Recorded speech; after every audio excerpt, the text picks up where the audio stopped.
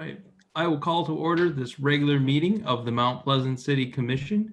This is Monday, November 9th, 2020. And we'll stand for the Pledge of Allegiance.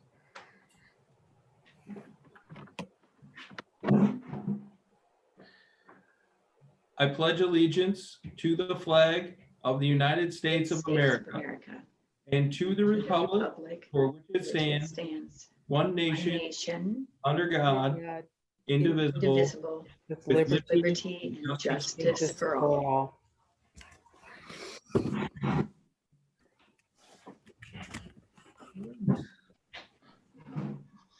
Clerk, has the roll been taken?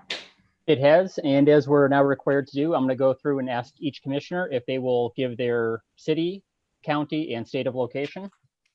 Commissioner Alsager, Mount Pleasant, Michigan, Isabella County. Commissioner Tolis.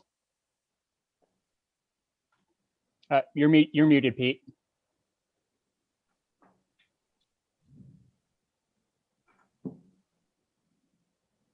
City of Mount Pleasant, Isabella County, State of Michigan. Thank you. Commissioner Lalonde. City of Mount Pleasant, Isabella County, Michigan. Thank you. Commissioner Gillis. Mount Pleasant, Isabella County, Michigan. Commissioner Roden. Mount Pleasant, Isabella County, and this great state of Michigan. Thank you. Vice Mayor Perschbacher. City of Mount Pleasant, Isabella County, the state of Michigan. And Mayor Joseph. And I'm in the great city of Mount Pleasant, Michigan, Isabella County.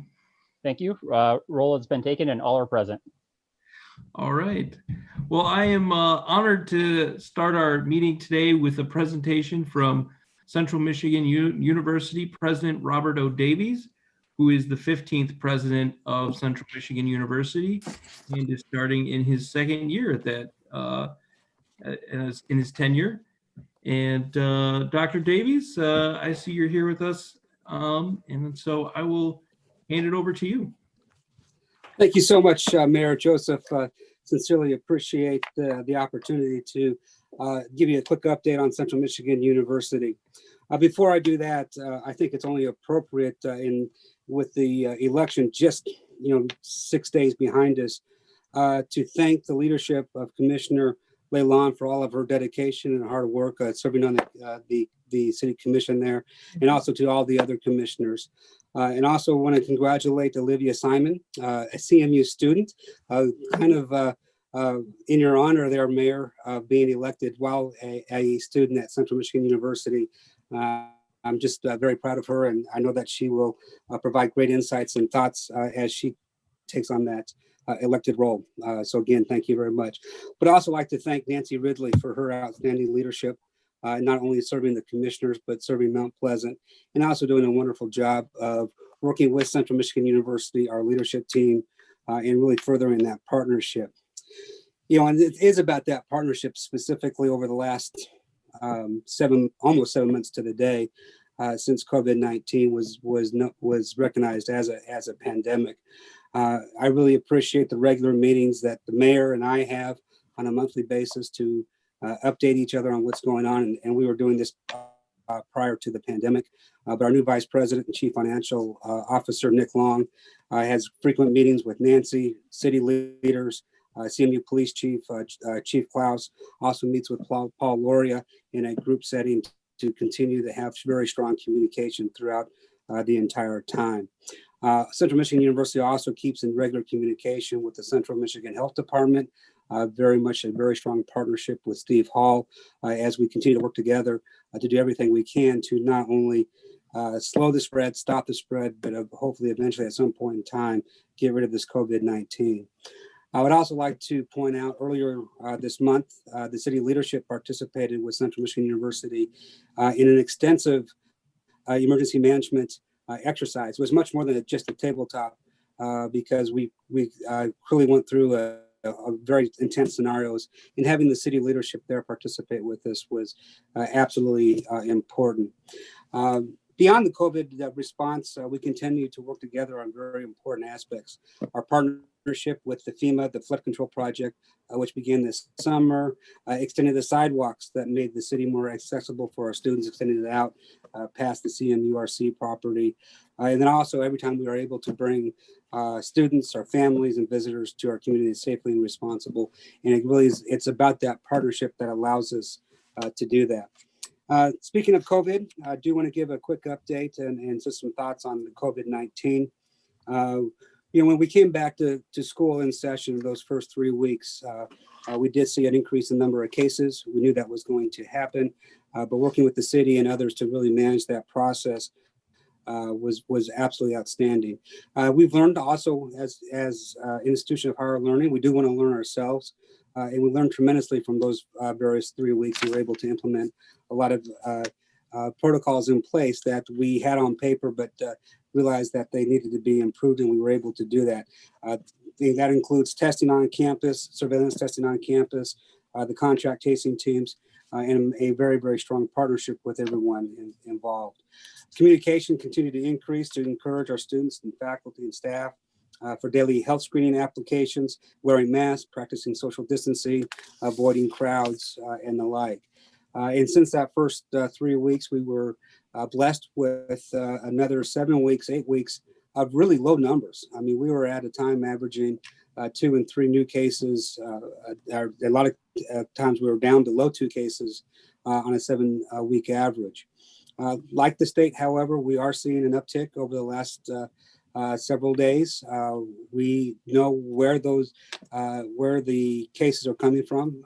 They are pretty much attributed to students off campus. And I think it's important to note that these cases are being related to events and activities in very small crowds. The large gatherings, the large parties, those type of things have really been sidestepped away. But now it's just the uptick that we're seeing throughout the county, throughout the state, throughout the region, throughout the country is what we're seeing. We anticipate another 3 to 4 days with some high case numbers, but then we hope to see that number would continue to go down a little bit. And again, working with Steve Hall, you all, and really looking forward to that process. I also think it's important to note that, and I know Commissioner Rowan knows this backwards and forwards, we have 13 days, 14 days of left of the school semester. Our students will be, our semester ends the day before Thanksgiving. Finals start a week from Thursday. So we're really, in very much in the home stretch. For many of the students, our finals will be online. So we do anticipate seeing students leave the Mount Pleasant area and go home for their break. So as we are wrapping up the fall, we are obviously getting prepared for the spring. Our plans right now will be that students will come back and classes will start on January 11th. That first week, all classes will be remote. The campus will open up on January 4th. We will start testing, surveillance testing, as well as PCR testing on that January 4th. So we will have a phase back period of time for students, faculty, and staff to come back. January 11th, classes start. That will be fully remote. And then we'll go back to the normal sessions that we are in now, which is a mix of HyFlex, a few a few in-person classes, the majority online, HyFlex or hybrid. We did cancel spring break. The purpose for that was that we did not want a mass group of students to go away for a week and then come back. Do we think that some of the students will still not take advantage of a trip to Florida or wherever? We know that's going to happen, but will not be en masse. We have sprinkled wellness days throughout the spring semester so that we will have our students be socially distanced and be smart when it continues to move forward. But also before I leave the fall semester, I do have to say that we are having a virtual commencement on November the 21st for all graduates from 2020. It's been very exciting to see, if you've been by campus, especially today and a week ago where it was warm, all the students in their caps and gowns and taking pictures with their families. It's been absolutely phenomenal. But again, we will cease campus teaching operations right before Thanksgiving, 6 weeks off, and then we'll bring campus back to life.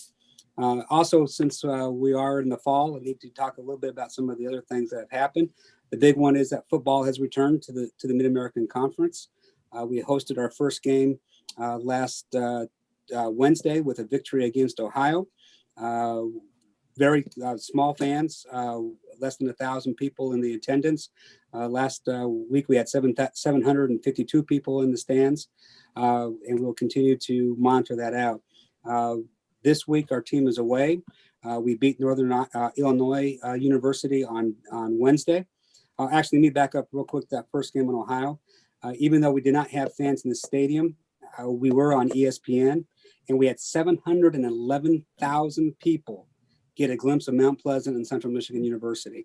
Let me say that again. 711,000 households watched that game, and ESPN did us a great favor by highlighting the beauty of Mount Pleasant. They had great shots of the stadium and beyond. It was absolutely outstanding, and we were able to have a really, really good game. The next home game will be November the 18th, and we play, let me rephrase that, we beat Western Michigan on that day. So again, we'll look forward to, and that game will also be on, that'll be on ESPNU. So even though we're not having fans, we are getting great television coverage for our university, and more importantly for our community. We are doing the athletics with a lot of protocols, testing. The student athletes are tested 4 to 5 times a week.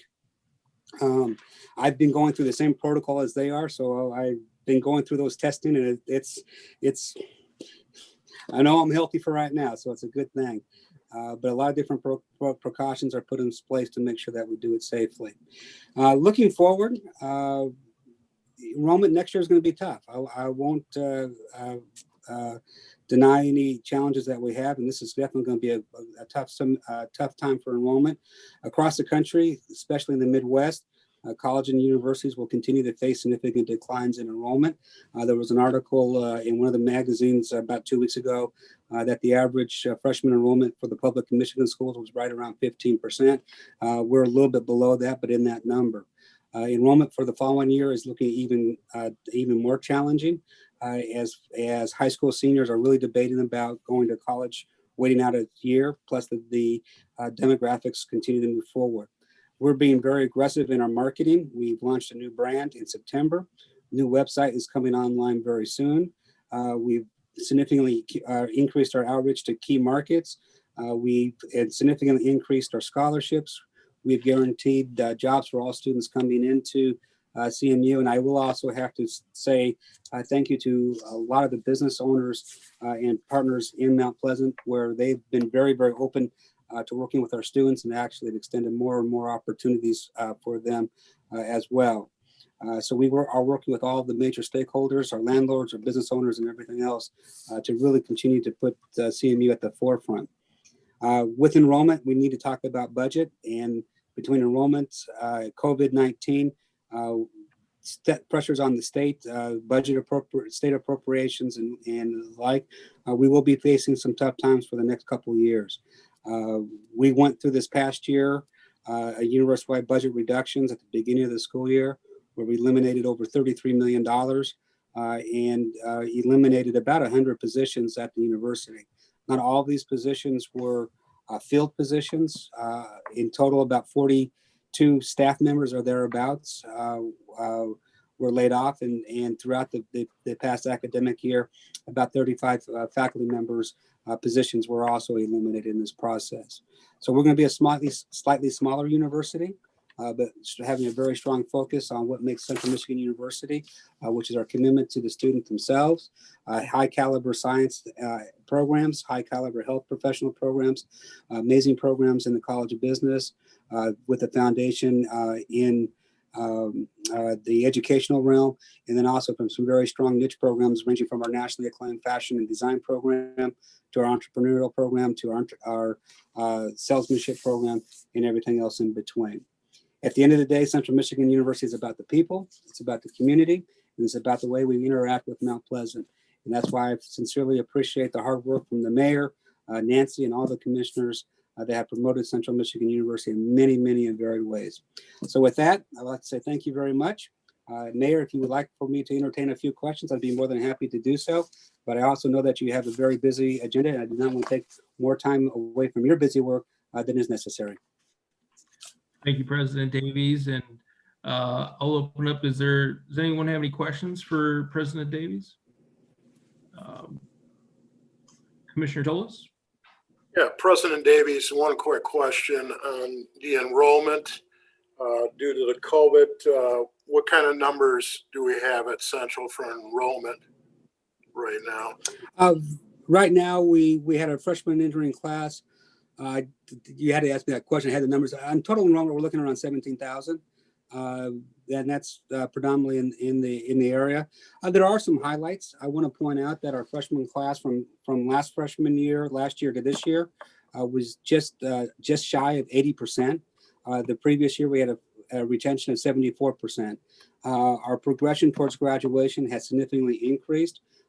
Our 4 and 6 year graduation rates went up by about 4.5 percentage points on each time. So there's some really highlights, but we are looking to increase the number of bodies, and that is going to be a hard charge given with the demographics of the last 7 years of significant, actually last 9 years of significant declining freshman classes.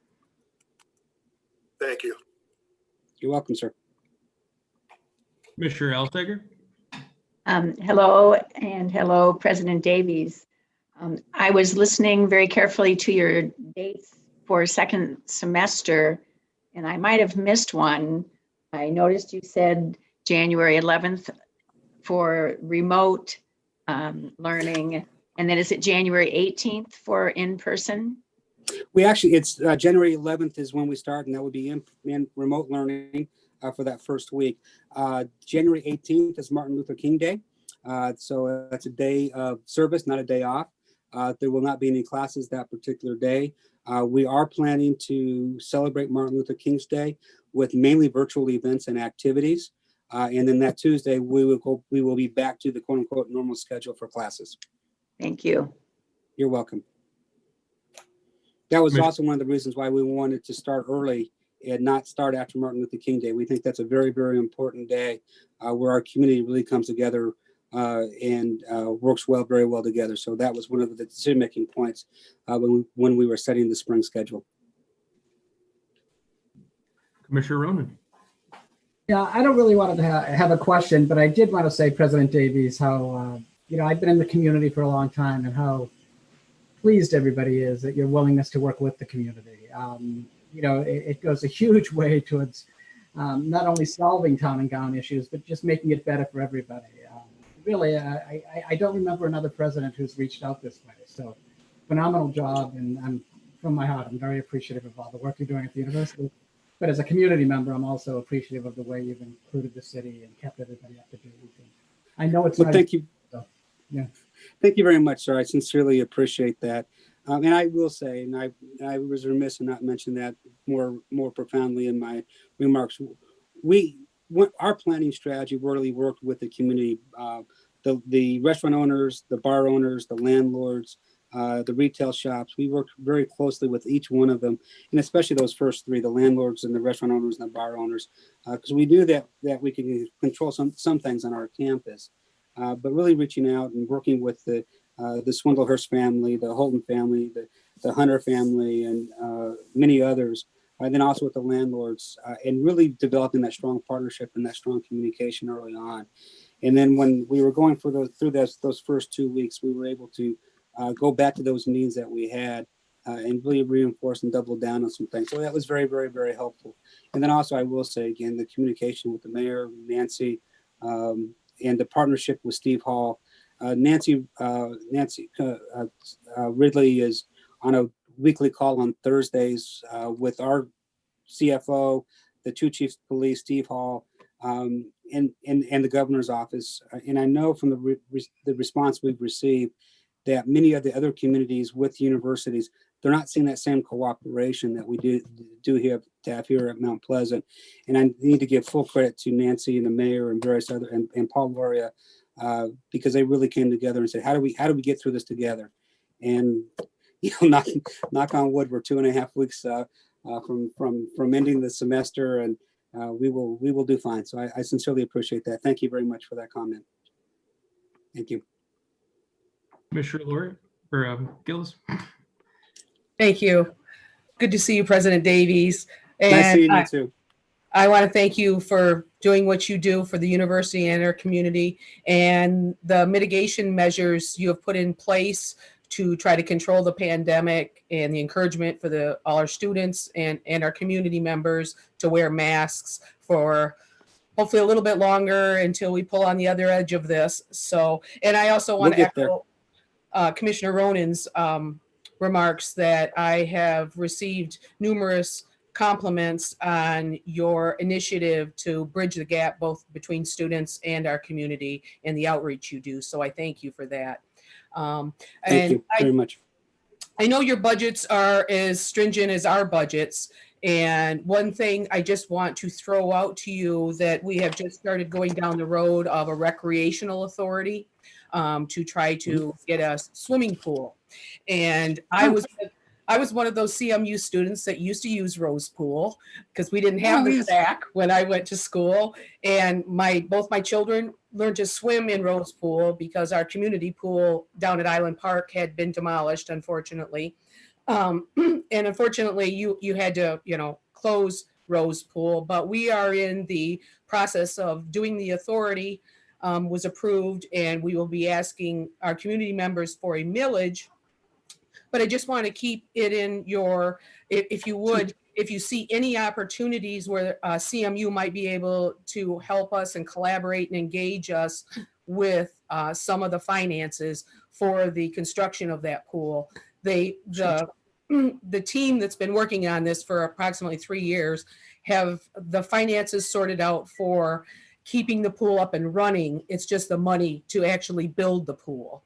So I know your budgets are extremely short and tight right now and stringent, but just keep that in the mind that if you have anything that you think we might be able to collaborate on and make sure that the millage isn't too much on our property taxpayers, and Sure. help from CMU would always be a wonderful addition. So thank you. And Thank you. Thank you for joining us. Thank you very much. Yeah, and thank you for the update on the pool. I did, Mayor Joseph did tell me that it was in the works, but we haven't had a chance to talk about it recently. And I am also looking forward to hosting the commission over to dinner at sometime soon, where we'll be able to talk about that more. Just got to get through this darn COVID thing. Absolutely. Great. Thank you. Thank you. I'd just like to thank you again, President Davies, for being with us here tonight, and thank you for all your work at the university. And we do look forward to that dinner sometime soon. Absolutely. Thank you very much, Mary. And to all the commissioners, thank you again for your support.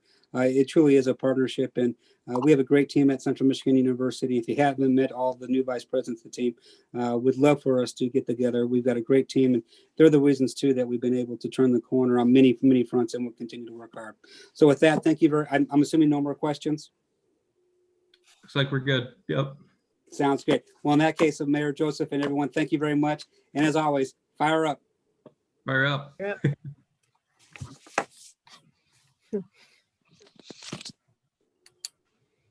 Okay, next on our agenda is an introduction of recent city employees hired or promoted. And I believe we have a video prepared. This is something we usually do when we have new hires, and it's been a little bit delayed since COVID. So we can. So what we've done is we've tried to break it into two groups, and we're going to introduce half of them to you this evening, and then the other half at your next meeting. So we have a short video with an introduction and their pictures. Nick, if you want to get that started, we're good to go.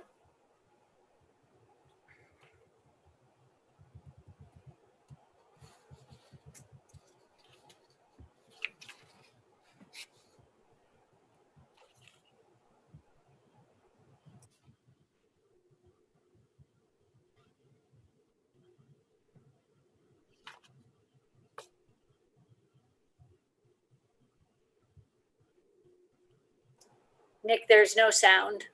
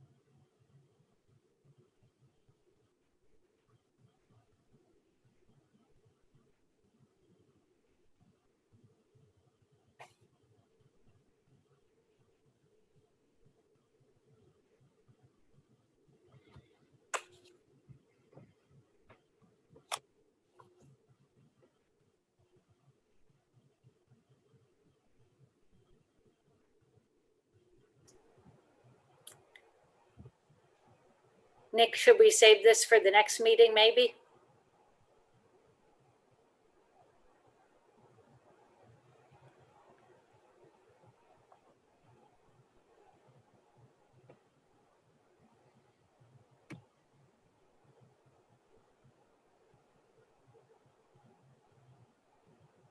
Yeah, I'm having some audio issues on my end. I'm not sure what's going on. Everything should be working. So how would you like to proceed? I think we'll just move on to it and you guys can anticipate it for your next meeting. With bated breath 2 weeks from now. Absolutely. I apologize. All right. Well, the anticipation is high for next week, and obviously, we welcome our new employees and our promoted employees as well. So with that, do we have any additions or deletions to tonight's agenda? Okay. I don't see any hands up, and so we'll move into the public input on agenda items for tonight. This is the time where the public can address the commission on any items that are on the agenda. And if you're joining us by Zoom, if you want to go down to the participants button at the bottom of your screen, and then in the far right corner at the bottom, you should be able to hit raise hand and I can recognize you. And if you're joining us by phone, you can hit the number 9 and it will do the same. And I will give you 5 minutes, and I just ask that you state your name and your address for the commission. Manager Ridley, did we have any emailed comments on agenda items tonight?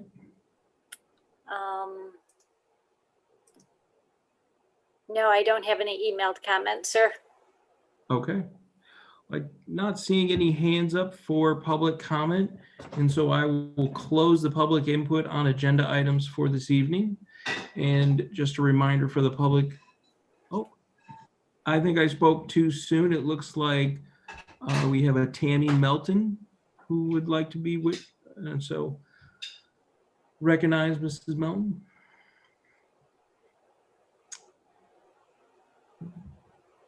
And Tammy, it looks like you're with us and unmuted, so you can begin whenever you'd like.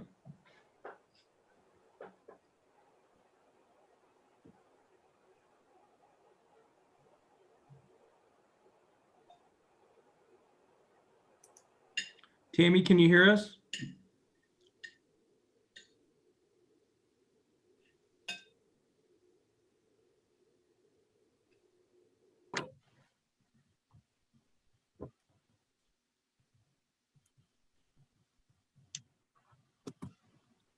Mayor, I'm going to try to promote her to a full panelist and see if that helps. Okay. Tammy, it should give you another prompt to become a panelist. We'll see if that helps with the audio.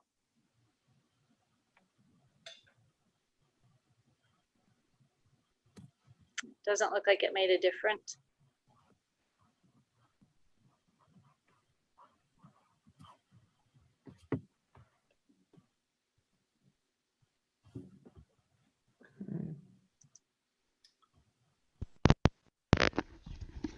Hello? Hello? Hi, Tammy. Can you hear me? We can hear Yes, you. we can now. Oh, I'm so sorry. Okay, I'm on a computer without a microphone, but now I'm not. Okay. As a resident in the Fox Meadows subdivision north of Mission Creek Park, we have really appreciated the efforts the city has made to improve the park, as well as the dog park. And we also love the canopy of trees along North Crawford Road and realize that many others do as well. Unfortunately, the lack of shoulder has been a constant concern for us. And we have, in the 14 years that we've lived in Mount Pleasant, have avoided taking our boys for rides to Island Park because of the lack of shoulder. And for these reasons, we really strongly support the increased non-motorized connectivity for pedestrians and bikers on the city roads, especially between parks. So we're really excited to see the new visioning for the city of Mount Pleasant. Thank you. Thank you, Tammy. Um,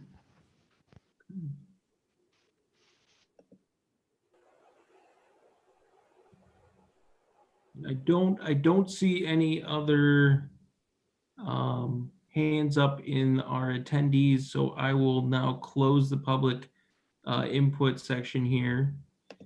I'd And like to respond to the speaker and just provide her some information on that. Of the rail trail that will have access to our dog park.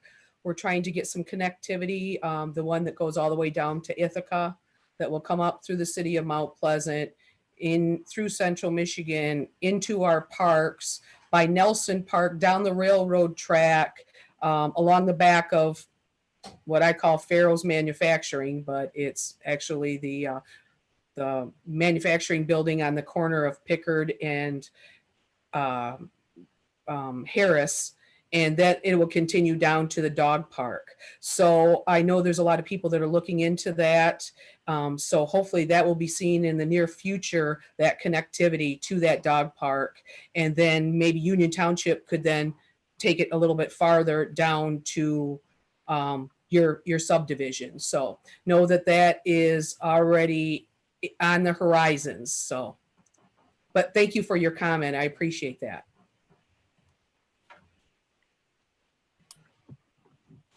okay.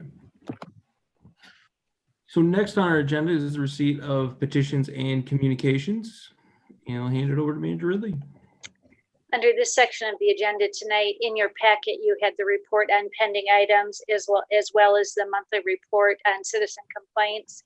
You have the August minutes of the Traffic Control Committee and the September minutes of the Downtown Development Authority and the Parks and Recreation Commission. After the packet went out, we received a written communication from an individual that I probably could have done it under public comment, but if we would have been live, this would have been on your dais. So I'm not sure the right place to do this, but I'll read it to you just so you know that we received it.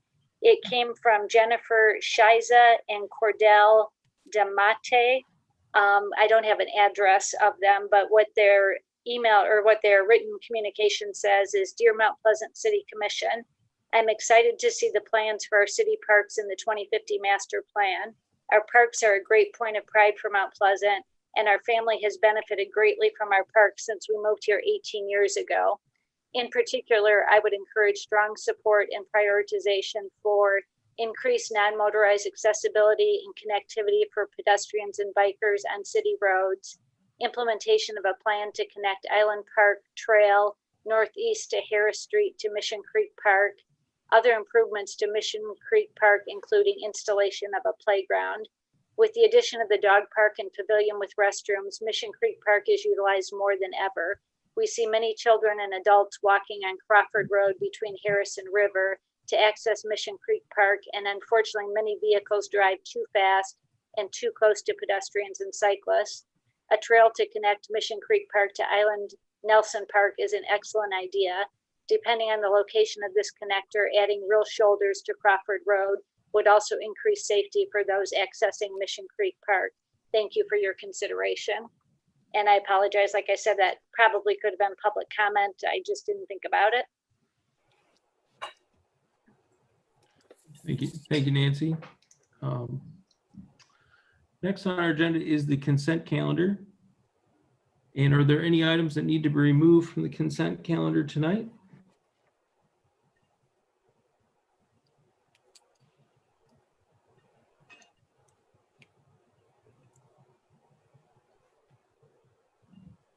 Okay, not seeing any hands up. And so, Manager Ridley, would you like to go through the consent calendar this evening? Yes, we're recommending the following items. The first is the approval of the minutes of your regular meeting of October 26th. Then we have two bids for you this evening. The first is for our stop loss insurance carrier, which is for our insurance. It's an insurance policy that limits the city's out-of-pocket costs on our large insurance claims for our employee health insurance, for which we are self-funded. So based on the quotes that we received, we're recommending we stay with our current carrier of Tokyo Marine HCC, which is a 7% increase over the current rates. The second bid is for the Industrial Park South Detention Pond project, which you'll recall is 80% funded by a grant from the EDA, 10% from private property owners, and 10% from the city's Economic Initiative Fund. We're recommending the low bid of Isabella Corporation for $196,754, which is below the budgeted amount. Because the granting agency must also approve these bids, we're recommending your approval be contingent on approval by the EDA. We're also recommending renewal of a purchase buyback program contract with Crapo Ford. We currently have 16 trucks under contract with Crapo Ford. In this program, we purchase the trucks at a discounted amount. We use them in our city motor pool and in our city motor pool for a year, and then Crapo Ford buys them back at the same cost, less the licensing and title fees of $225. So we're recommending that 14 of those trucks be purchased again under a new contract for 2021. And the cost for the purchase of those 14 trucks is $436,136. And you'll note later in the agenda, we have an action item for a different item for the other 2 trucks that are currently in the program. Next, we're recommending the extension of temporary permitting for outdoor dining and outdoor merchandise. You'll recall earlier this year, you approved a resolution authorizing staff the authority to permit those additional outdoor opportunities due to decreased capacities in those businesses due to COVID. Based on the continuing, the last approval of those had them expiring on November 30th. But based on the continuing limits that we're having due to the COVID pandemic and the challenges with keeping the community safe, we're recommending that the City Commission extend this authorization through March 14th. Quite frankly, we're not certain how many businesses will be able to take advantage of this permitting due to the weather conditions, but we would like to have the flexibility to be able to assist any of those businesses who do find a way to make that work. Next, the next 2 items, we're asking you to set 2 public hearings on ordinance changes.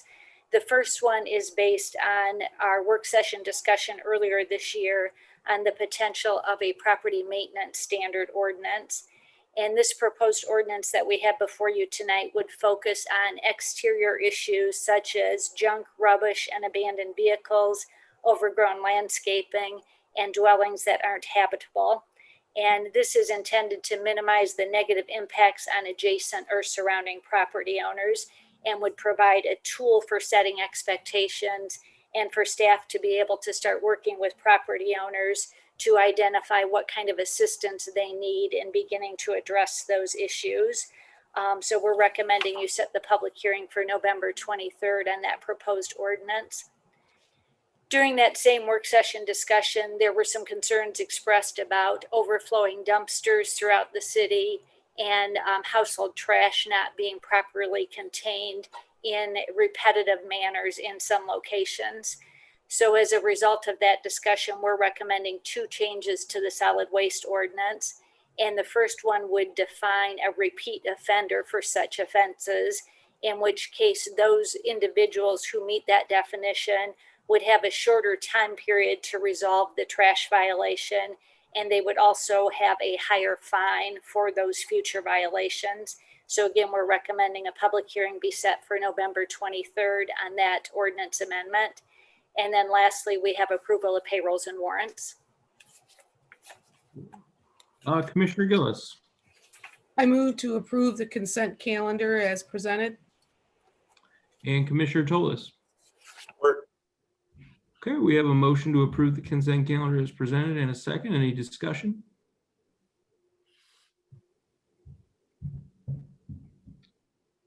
Commissioner Gillis, I see your hand. Yes, I would like to thank Assistant Fire Chief Lobsinger for all his work on that blight ordinance and the solid waste ordinance. This blight ordinance is a long time coming. I've had several community members from the first time I ran asking me to look into the blight ordinance. And I am happy to see finally that we're at least starting with something to effectively increase the standards of property ownership. So I appreciate his time, his staff's time, and I'm sure Director Laurier was also involved in that. So I'm looking forward to 2 weeks from now being able to address that issue, which is a long time coming and I think really good for the community. And I also want to address the outdoor business dining extension.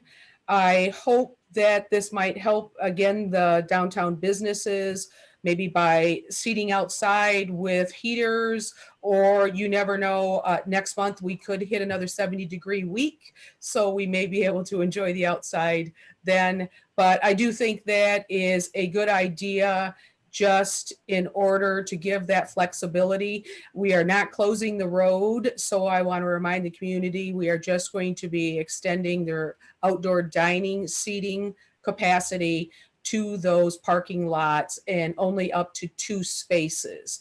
So please help out the downtown businesses, and I hope that by next year we will be able to go back to business as usual. So I think both staff are working on that and thinking outside the box for the outdoor premises. Thank you. I just had a question on the two parking spots that Commissioner Gillis notices that. I thought we actually were not doing that limit anymore, because I thought I've seen some other, my memory might not be right, but I think in the downtown area, some of the businesses have space that are utilizing space that's more than 2 parking spots. Is that correct? You are correct, Mayor. I don't remember off the top of my head. I see Michelle Sponsellers attending. I'm going to move her into unmute her to ask her to answer that question for us. Thank you.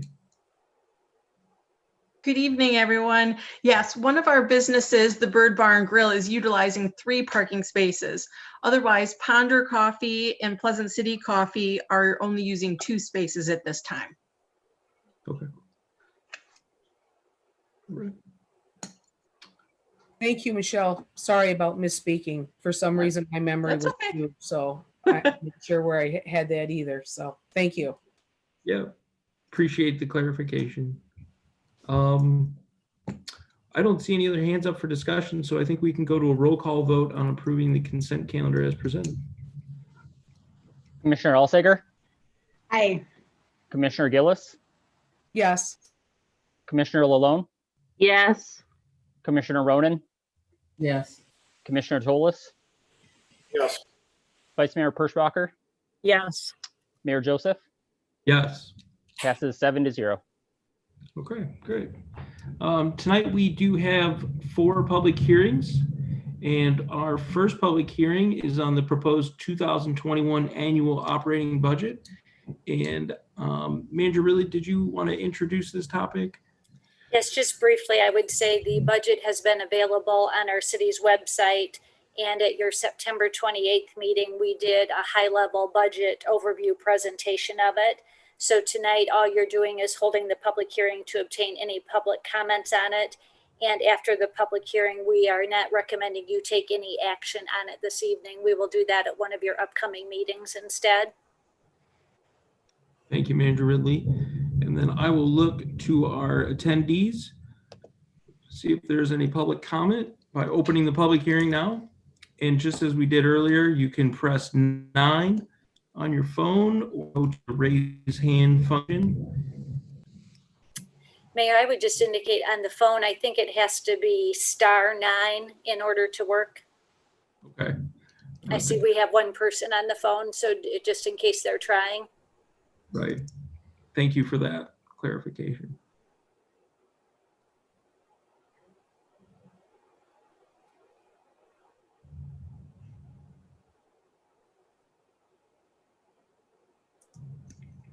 Okay. Well, I don't see any hands up, and so I will close the public hearing now on the proposed 2021 annual operating budget. And we will move on to our next public hearing, which is a rezoning request from Civic Zone to CD3 for 623 South Fancher. And we talked about this, I think, a couple weeks ago. But Mangiarelli, did you have any comments before we open the public? Just to reiterate, this is a recommendation from the Planning Commission to rezone this one parcel of property from Civic Zone to CD3. And as is standard with any rezoning request, you must hold a public hearing. But after doing so, we would recommend that you approve the recommendation as presented by the Planning Commission. Okay. And I will open up the public hearing now on the rezoning of 623 South Fancher.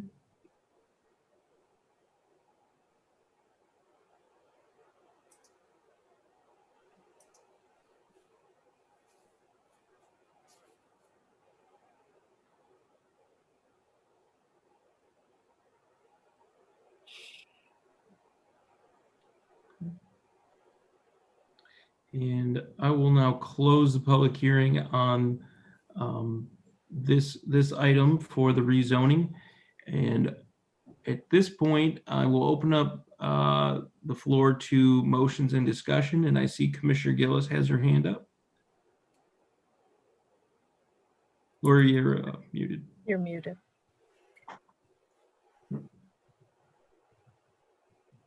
Sorry about that. I move to approve the recommended rezoning request from CZ to CD3 for 623 South Fancher as presented. Okay. And Commissioner Toles? Support. All right, we have a motion to support the recommendation for a rezoning of 623 South Fancher in a second. And open up the item for discussion. Commissioner Toles, I see your hand is up. No, sorry about that. That's okay. All right. I would just like to say that when I first saw this project, I thought, what a great idea. And we're welcome to I'm very excited to see that we're utilizing our properties, or this new owner is going to be utilizing the properties, and obviously look forward to that project. So at this point, I think we can go to a roll call vote on the rezoning. Commissioner Lalone, Yes. Commissioner Ronan, Yeah. Commissioner Toles, Yes. Commissioner Elsager, Yes. Commissioner Gillis, Yes. Vice Mayor Perschbacher, Yes. and Mayor Joseph. Yes. That passes 7-0. Okay. Great. Our third public hearing is on a recommended text change to amend table 154.405.A to update district density in the CD4 General Urban Character District, and then to consider approval of the same. Mangiarelli, did you have any comments to introduce this subject? Yes, this is to revise the land area per unit for multiple family housing units in the CD4 district. And this recommended change would remove a regulatory barrier that exists for family units such as duplexes, triplexes, and townhouses to be built. Currently, the land area requirements tend to incent rooming boarding type housing styles instead of duplexes, triplexes, and townhouses, because quite frankly, more tenants who typically pay on a per bed basis can be accommodated on a typical city lot under the current zoning ordinance. So this proposed change would remove that regulatory barrier and would instead allow the market demand to drive the type of units required and or the cost of construction to drive it instead of this regulatory barrier. So after holding the public hearing tonight, we recommend you approve the ordinance amendment as recommended by the Planning Commission. Thank you, Manager Ridley. And at this point, I will open up the public hearing to change the district density. And if you're with us by Zoom, you can go to the participants and raise hand feature. And if you're by your phone, you can hit *9.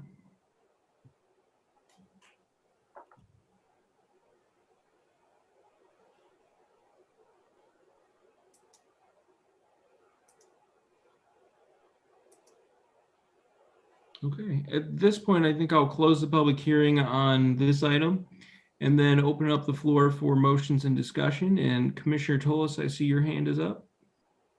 Yes, Mayor, I'd like to make a motion to approve the text change to amend table 154.405A as presented.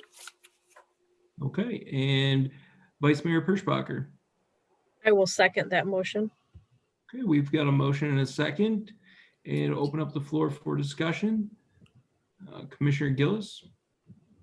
Yes, I'm hoping the City Commission had a chance to come over to the west side across from Elliott's Greenhouse to see the apartment building that was built back in 2005 under the current density. So what we are considering would be 3 times that size, almost 3 times that size on that CD4 parcel. And so I can't see how, in CD4s do abut neighborhood residential zoning, CD3s and CD3Ls.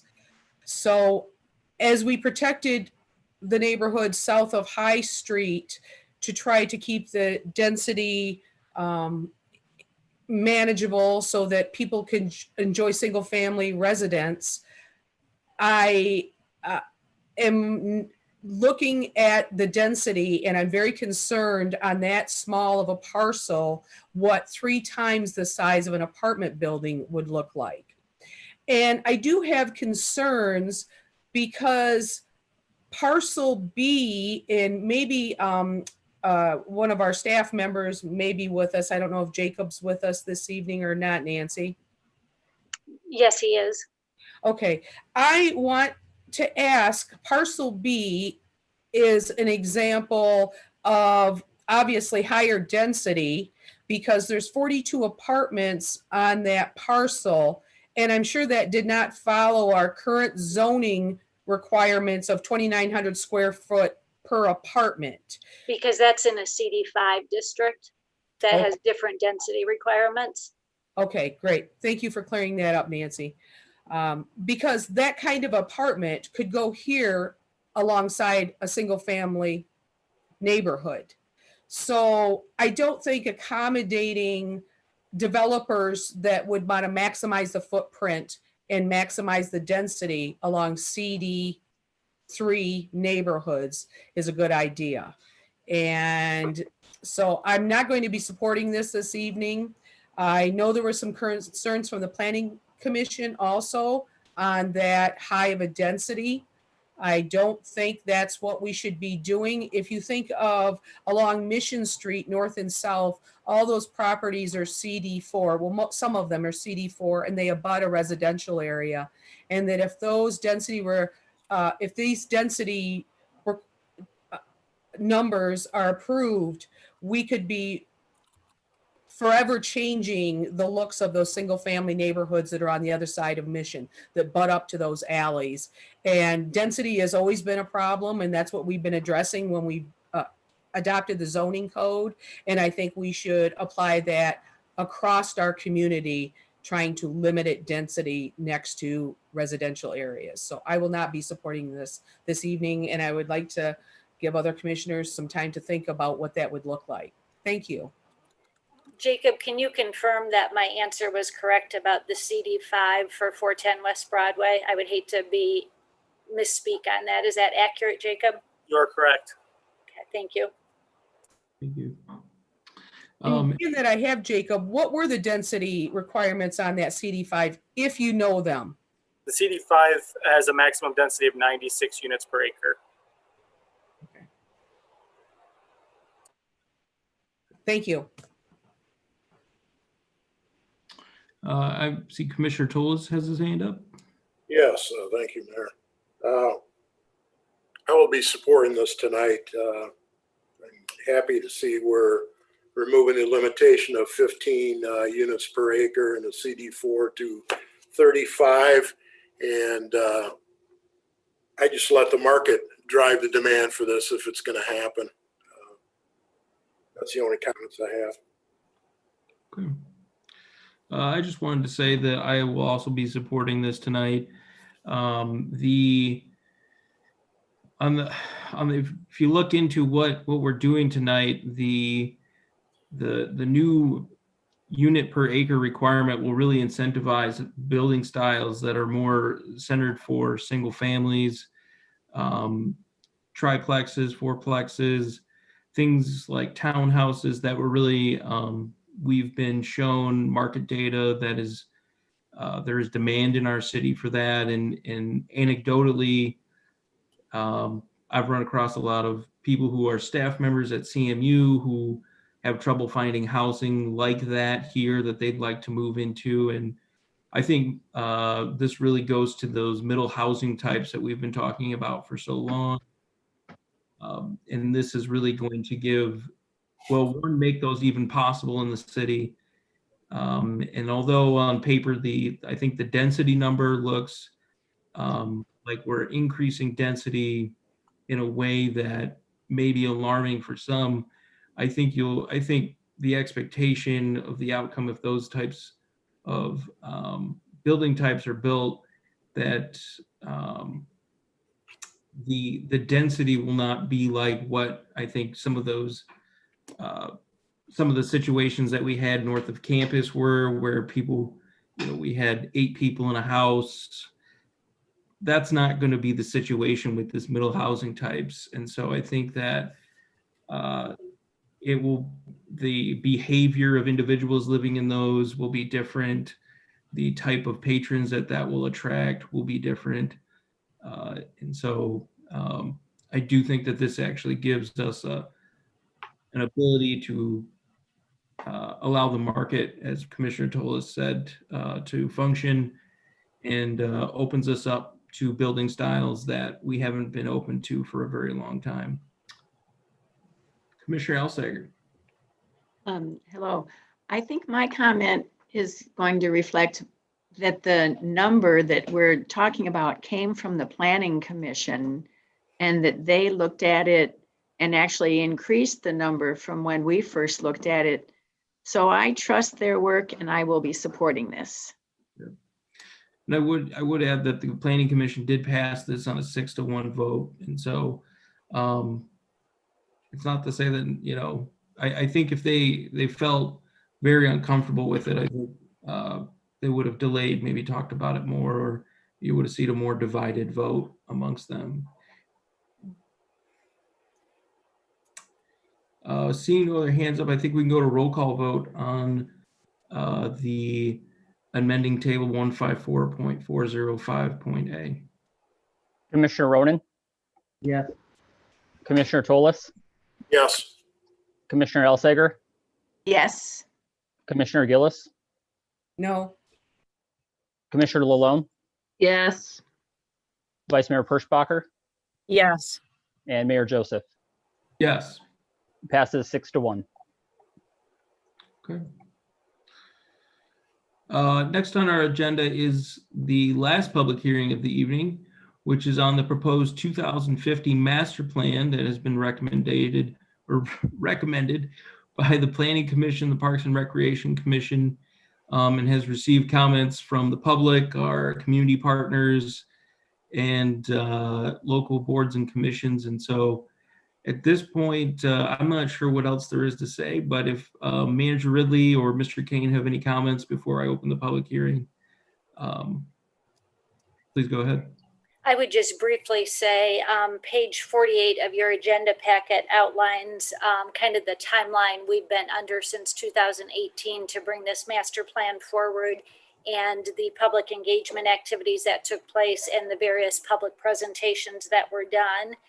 As we entered the final stage of it, the DDA, the Mission Picker DDA, did request that additional language be added to the document to be more clear that the Mission Street idea was a concept and that there may be other ways to achieve some of those goals. So the online version of the master plan has been updated with some additional statements in that regard.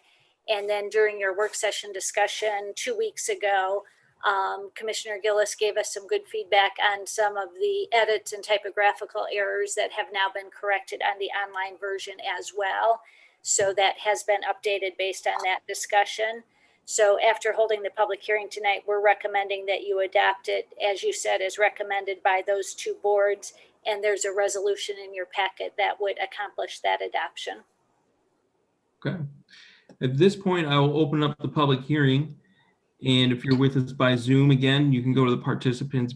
You can push that and then go to the raise hand. Or if you're with us by phone, you can hit *9.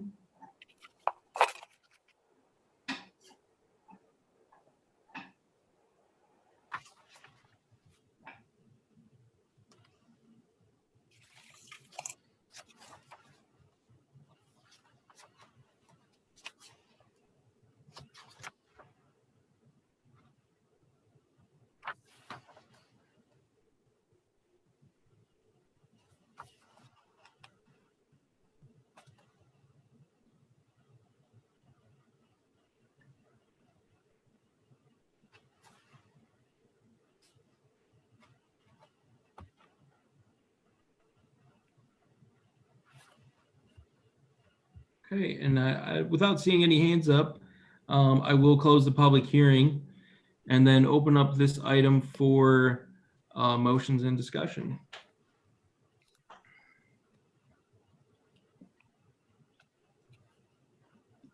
Commissioner Elsager. I move to approve the resolution to adopt the final version of the 2050 master plan as presented. Okay, and Commissioner Ronan? I second that. I support Mary. Okay. We have a motion to support the 2050 master plan as presented and a second. And I'll open up the floor for discussion. Commissioner Tolis. Thank you. I won't be supporting this tonight for the reasons, the Mission Street answers, the boulevards and the roundabouts, they were led on by these people who were putting this together. I mean, I asked a bunch of these questions over a year ago, and they said that, well, we had talked to MDOT and everything is positive. That just doesn't flange up. MDOT is not going to let you do this stuff. We got charged for this and we got led on to it. And this is the only reason I won't be supporting it, is these three items. Okay. Commissioner Elsager. I have a question about the Mount Pleasant Center. And I guess I didn't find it well enough in the report, but maybe Jacob or Nancy could address this. And it would involve what kind of leeway or civic space or whatever would be considered a buffer zone between the tribal property and the other property that might be developed from the city. Jacob, do you want to take the first stab at that? Sure. The way the future land use map currently depicts the Mount Pleasant Center, the civic zone designations primarily encompass two areas. One is the floodplain and the embankment along the Mission Creek.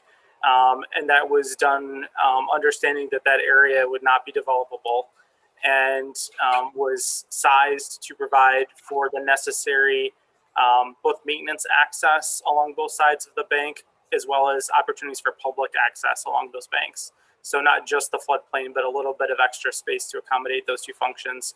The second area that's designated as Civic Zone is the woodlot that is north of the tribal owned properties along Crawford and Harris that you heard our speaker in public comment reference tonight. And that area was designated Civic Zone because that woodlot was identified by the community in our workshop sessions in 2016 as being an area that the community, there was consensus among the folks who attended that workshop that that woodlot should be preserved. So those are the two areas that are currently shown as Civic Zone.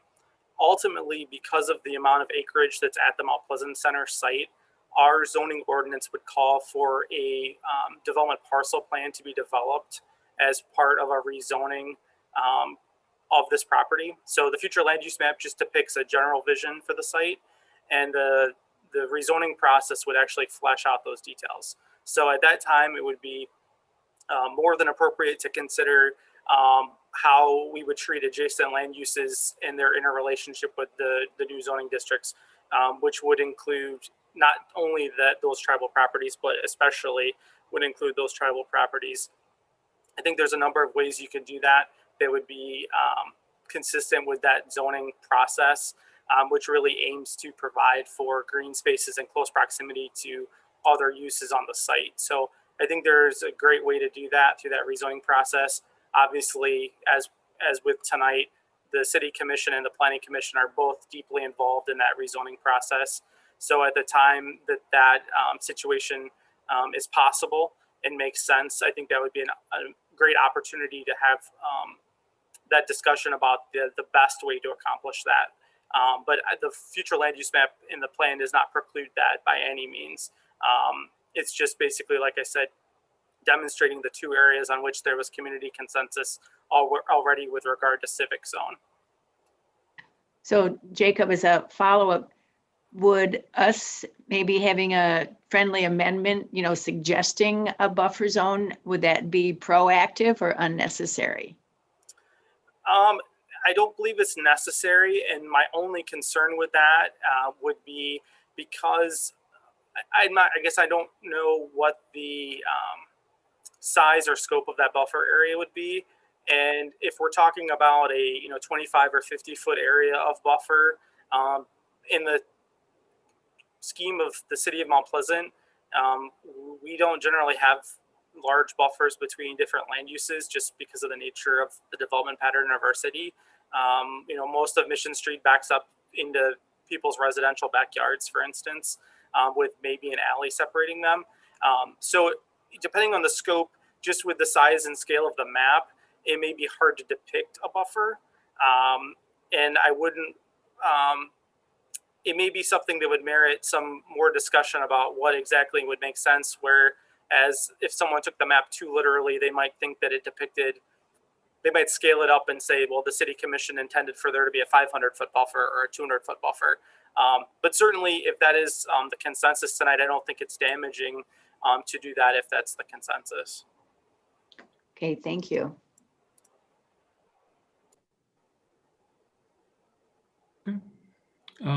Commissioner Gillis?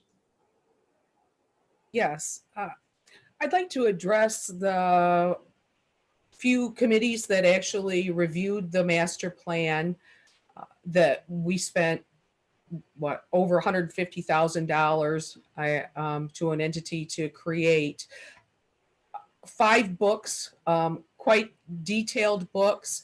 Parks and Rec Commission had some adjustments or some comments that they wanted Indian Pines Park to be having part of a master plan developed for mountain biking. I would like the community to know Indian Pines Park wouldn't even be in our wheelhouse if it wasn't for many years ago, myself and Planning Commissioner Kathy Rise finding out that a charter violation, the city commission at the time had leased the park and another 200 acres around the airport to the Polecat and leased it illegally because of our charter provisions, and that they had to undo the lease to get it back in our possession. That was attributed to both of us reading in documents and zoning ordinances and charter when we had the apartment building built on our neighborhood. But we were able to return that to public use as a public park that was paid for in a grant. And so the Parks and Rec, I'm assuming, took some time to read that book and had some input on what they saw for the development of Indian Pines Park. We still don't have any way to get to that southern portion. When I began my city commission tenure, I went out to the north end of the park to find various nefarious activities going out there, including illegal hunting and putting up blinds on our public park. We've been able to get the signage there and being able to return that to public use. So I want to thank the Parks and Rec Commission for engaging the master plan and reading the books and having some input. When it was then turned over to the Planning Commission, there was not a lot of discussion or any changes to the document. And this is a very important document. I assumed there would be something the Planning Commission would either want to detail on or have some edits to that. And unfortunately, there was no edits when it came up to the City Commission. And 2 weeks ago, I tried to give some input. I know we had a 1-hour work session for the master plan scheduled. We had several questions from Mayor that took practically the whole hour. And so I had to quickly go through some edits and I also had some concerns also on Mission Street where roundabouts are put in the master plan for Bellows and Preston and Broomfield. Of course, Broomfield is one of the highest accident intersections in the state of Michigan. And so that might be something to look at. But on Bellows and Preston, I have not talked to any community member that put that on a sticky note on any of the charrettes. And to the matter of fact that we have no control over Mission Street because it is controlled by MDOT. So I think the impression from McKenna and Associates that MDOT was on board is not a true representation of what MDOT intends to do to Mission. Nor I think our boulevards along Mission and reducing lanes, anything that our community members asked for, because I have been polling them to try to find someone that may have had input on this grand idea of redoing Mission Street with boulevards and roundabouts. If the speed limit on Mission is the problem, reduce the speed limit. I very rarely have gone the speed limit on Mission, and I think most of you would agree that you don't get up to 35, 40 miles an hour on Mission because of the stops and goes in that area.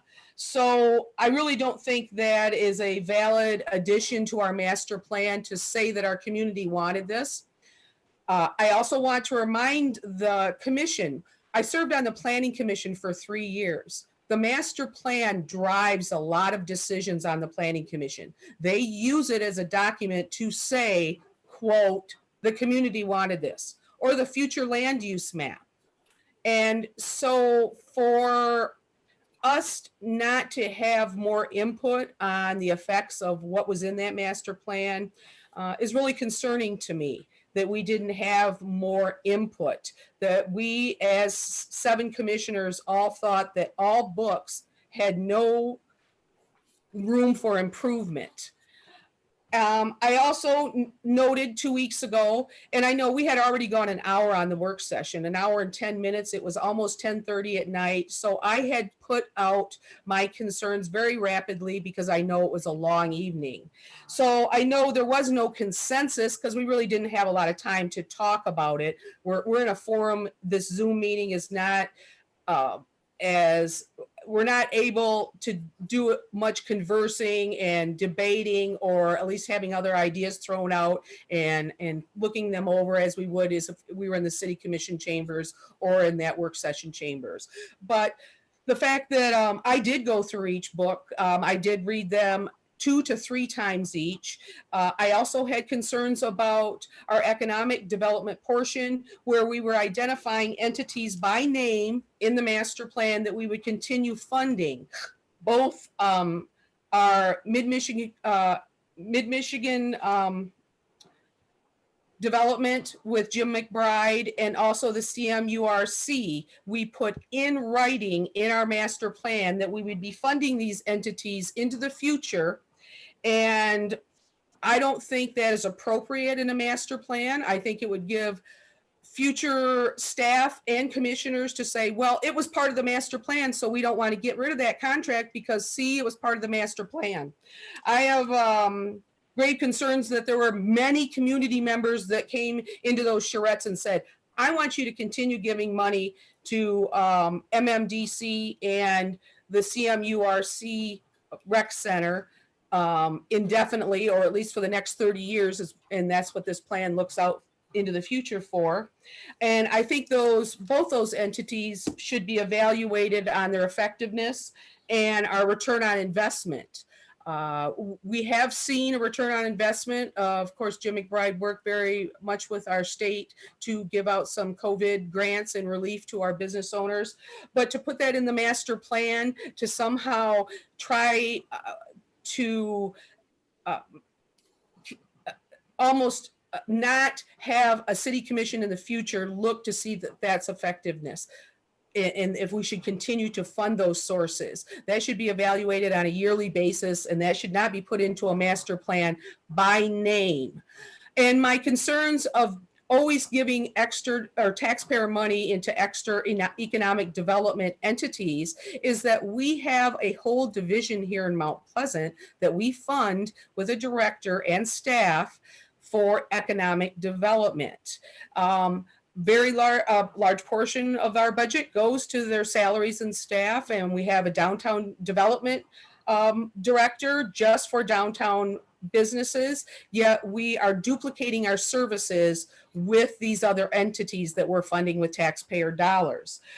So I have a lot of reservations about the master plan. I don't feel comfortable with what was planned for Mission Street, and I don't think that is a real true representation or even a goal to revert Mission Street into what would compete with downtown. I think is a business corridor. If your reasoning is to slow down Mission Street, then you lower the speed limit. And ultimately, we have no control over MDOT. If anything we should be working at with MDOT, it is to reroute M20. It is not to redo Mission Street. As you see from the Downtown Development Authority's comment, when they went through those books and took the time to read those books, they were not comfortable with that also in the master plan and want that to have some kind of caveat to say this is a concept and not a for sure thing. This is what our community wants Mission to look like, 3 roundabouts and boulevards. So I really don't think, I said this 2 weeks ago, this master plan looked like a cookie cutter master plan that was developed for a larger city, and things were switched out. A few graphics were switched out. And even though the charrettes were in place after COVID, we didn't get a lot of responses. People have other things on their mind, much more maybe life altering than our master plan. But I don't think, I think it's unfortunate that we have a master plan that has these things in it that aren't really possible without MDOT bringing it forward. I have not talked to one community member that had put that on a sticky note or thinks that's a good idea. And so I will not be supporting this evening. And also the fact that any of the concerns that I brought up were not addressed and kind of glazed over. So that's unfortunate with the amount of experience I have not only zoning, but that I've lived here all my life. So, but unfortunately, I will not be supporting this evening. Thank you for listening. I just want to add that Commissioner Gillis brought up a lot of typographical errors that were addressed by city staff and are incorporated into the master plan. And it is my understanding in the economic development section that it never prescribes dollars amount, or it says partner with MMDC, because MMDC's mission is to promote economic development in Isabella and Clare counties. And so I think, I know that Commissioner Gillis has concerns about the CMURC and MMDC organizations. But the master plan talks about partnering, not necessarily the contractual agreements that we have had in the past and current. Yes, and and Mayor, I think they could interpret that like that, though. I mean, they could interpret that in the future, because we're doing this for 30 years. They could interpret that as we all wanted those contracts and that taxpayer dollar flow to continue. So I understand. I think your point is taken. And I do want to say about the Mission Street corridor that those are conceptual plans. And I think the DDA's concern was, this isn't a hard grain plan. And obviously within our capital improvement section of the plan, it is, the city's immediate top priority to initiate those conversations with MDOT and to see where they're at. That's my understanding. I know Vice Mayor Perschbacher has hand her head up, and so I will give her a chance to speak. Thank you. The master plan is a living document, just like many of the things that we pass here. They're living documents. They're not etched in steel. They can be changed. They are not, this is the way you have to do it. This is just an idea. One of the things that I do on a daily basis is help people understand problem solving. And when you're looking at a problem, first you figure out what the problem is, and then you set a goal of what it will look like when it's solved. This is just one goal. This doesn't mean that this is the end of everything, that it has to go this way. I appreciate Commissioner Gillis's recap of what we discussed on our work session last time. And I appreciate all of the, information that she gave us. But I do want us to understand that this is just a document that by law we have to do. We have to pass it. It does not set in stone. It doesn't say this is the only thing that we can do, but it gives us an idea of what could be done. And with that, I'm going to say that I am going to support passing this and support adopting this. Commissioner Toles. I'd like to make one more quick comment. I went to, I think it was about a year ago, to some of these McKenna meetings and discussed with a couple gentlemen there, what their input was for the downtown and, what we needed to do for the downtown. And one of his things was we need another dry cleaners. Well, I informed them we've had 4 dry cleaners and only 1 is left out of 4 downtown. Also, I questioned him on square footage for the downtown. He didn't even know what the square footage rate was downtown and what it goes for on Mission Street or Encore Boulevard. And I'm saying we paid this guy to be an expert, this company, $150,000. We could have had staff do this work for less money. And when you're paying to have something done, I want something concrete. Then they come back to me, well, you've lived here for 60 years, you know more than they do. Well, you're paying them $150,000 to be an expert, and they don't even have a clue of what's going on. So that's all I got to say. And I'll call a question.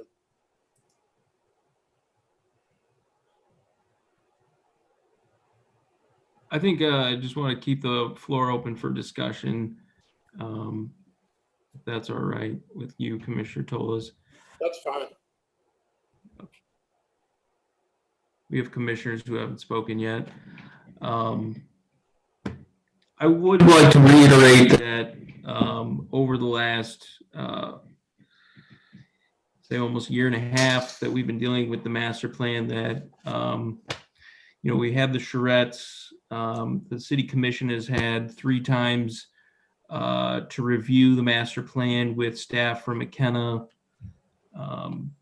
The other boards and commissions have had similar interactions with the staff from that organization. And so I do think there has been a lot of time to develop this plan. And I think that might explain some of the lack of real big structural changes when it comes to the final approval in the last few weeks, because there has been a lot of input from staff, board members, and our partner community organizations such as Central Michigan University, Union Township, MDOT included, the tribe, and obviously our DDA board has been talking about this plan as well. And so I do think that there's a lot that's gone into this plan. I know Commissioner Toles is a little bit critical of paying for someone to do these plans and about their specific knowledge on what it costs to build or rent in the downtown. I don't think that this plan is necessarily meant to address those specific issues. I think it's more about placemaking and urban design, and broad strokes of what a community can do to make progress to further itself. But obviously, we might not agree on those issues, but I think it's important to say where I think this plan falls into the overall picture. I did want to make an amendment to the master plan. I know that we've had a lot of discussion already, but ultimately we are the final body who gets to review and pass this plan. And so I did want to make an amendment to the land use plan at the Mount Pleasant Center. And I wanted, I had listening to Mr. Kane talk about the issues surrounding having a civic land use barrier around the tribe-owned land. I certainly hear that this plan is not supposed to be taken word for word or maybe foot for foot in the land use plan, but I do think it's important because this document will be used in the future for decision making to have a civic/park space immediately surrounding the tribal owned land on the east side of the Mount Pleasant Center. And so I will offer that amendment.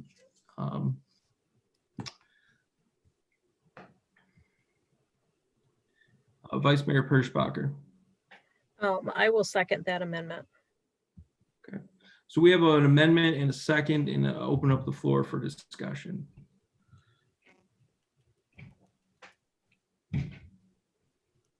Commissioner Alsager. You're muted. Obviously that was on my mind tonight too. Were you going to suggest a certain distance for that, or just the concept of a buffer zone? So yeah, that's an important, I appreciate the question, Commissioner Alsager. And I guess in my mind, I was thinking somewhere around like 300 feet, but obviously this map doesn't necessarily contend with exact distances, but something roughly around that, I think would be appropriate as a buffer. Obviously down the road, when the commission actually formally zones that land, it will be more specific, and they'll have another time to look at it. But for this plan, I think if something representing that sort of dimension is appropriate.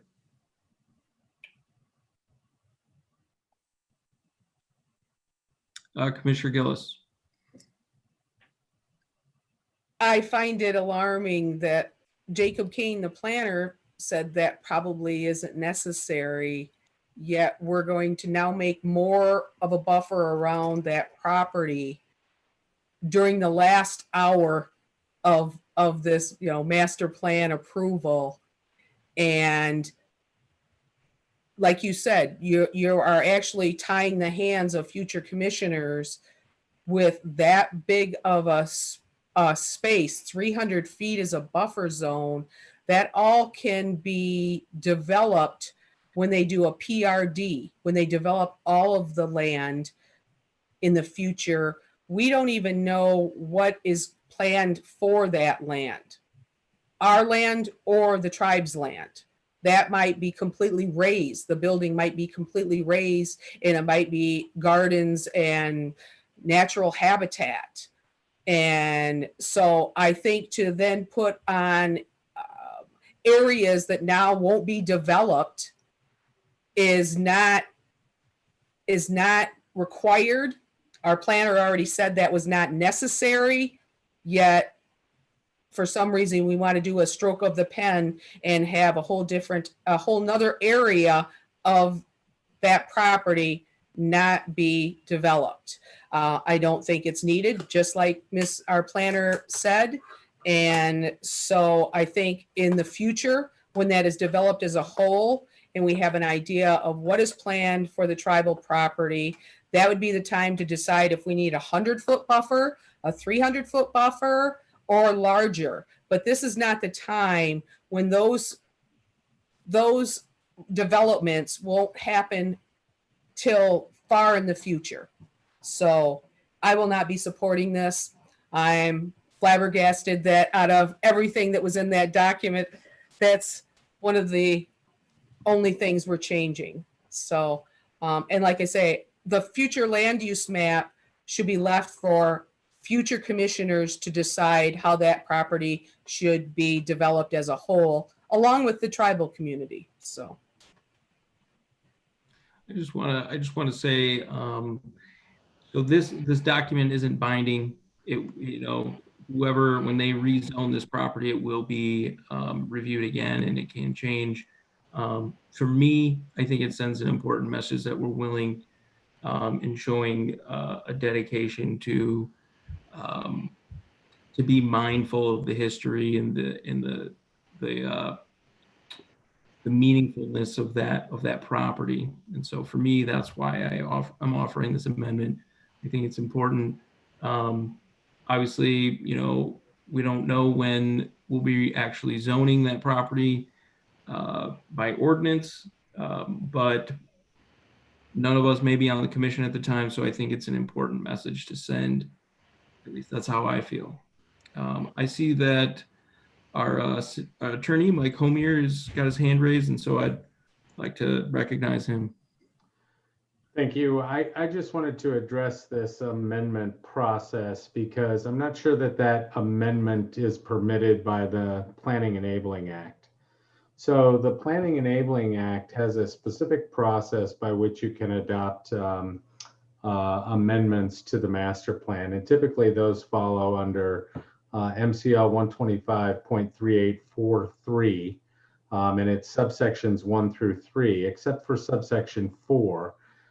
Subsection 4, well, let me go back. Subsection 3 of that section says that if the proposed master plan is approved by the Planning Commission, that is generally the last step in the process, unless the legislative body has reserved itself as the adopting body, that is the final approval of that.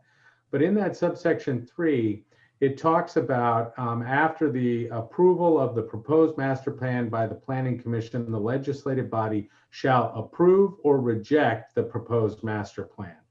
It does not follow the Michigan Zoning Enabling Act, where the legislative body could either adopt or adopt with amendments. And that's an important process because subsection 4 of that section says, if the legislative body rejects the proposed master plan, the legislative body shall submit to the Planning Commission a statement of its objections to the proposed master plan. The Planning Commission shall consider the legislative body's objection and revise the proposed master plan so as to address those objections. The procedures provided in subsections 1 to 3 and this subsection shall be repeated until the legislative body approves the proposed master plan. So on its face, I don't believe that the Planning Enabling Act allows the legislative body to make proposed amendments to the master plan that was provided to you by the Planning Commission. I do believe you have the authority to reject it, to send a statement to the Planning Commission, and then the Planning Commission shall then address those objections by revising the proposed master plan to address those objections. So if the legislative body has objections to the way it is drafted now, you have the authority to send it back to the Planning Commission. The Planning Commission has an obligation to address those objections by revising the master plan and then sending it back to the City Commission. Thank you, Mike. Um,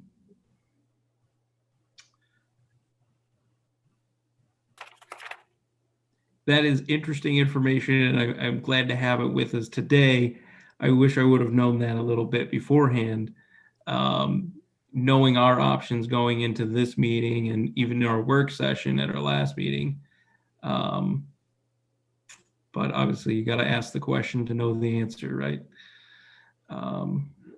Well, when it comes to those proposed amendments, I think that the city commission has the authority to state its objections, send those back to the planning commission. The planning commission then has an obligation to revise the master plan in accordance with those objections, and then send it back to the city commission for either approval or rejection. And those are the only two options that are available to the city commission under the Planning Enabling Act. Right. So even the DDA's recommendation that Mission Street be more of a conceptual notion could not be added to the master plan because it has to go back to the planning commission. Well, whatever the planning commission provided to the city commission is the proposed master plan that the city commission has the authority to either approve or reject. You can reject that master plan, state your objection, send it back to the planning commission, and the planning commission then must address those by revising the master plan and then sending that back to the city commission for, again, either approval or rejection. And you repeat that process until the city commission finally adopts a master plan. Understand. So my question to Jacob is, did the DDA have those edits in when it went through the master plan's public hearing?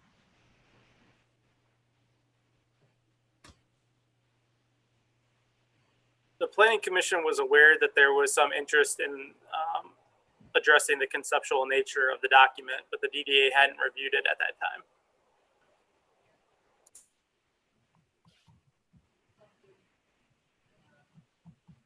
Commissioner Ronan, I would like to recognize you.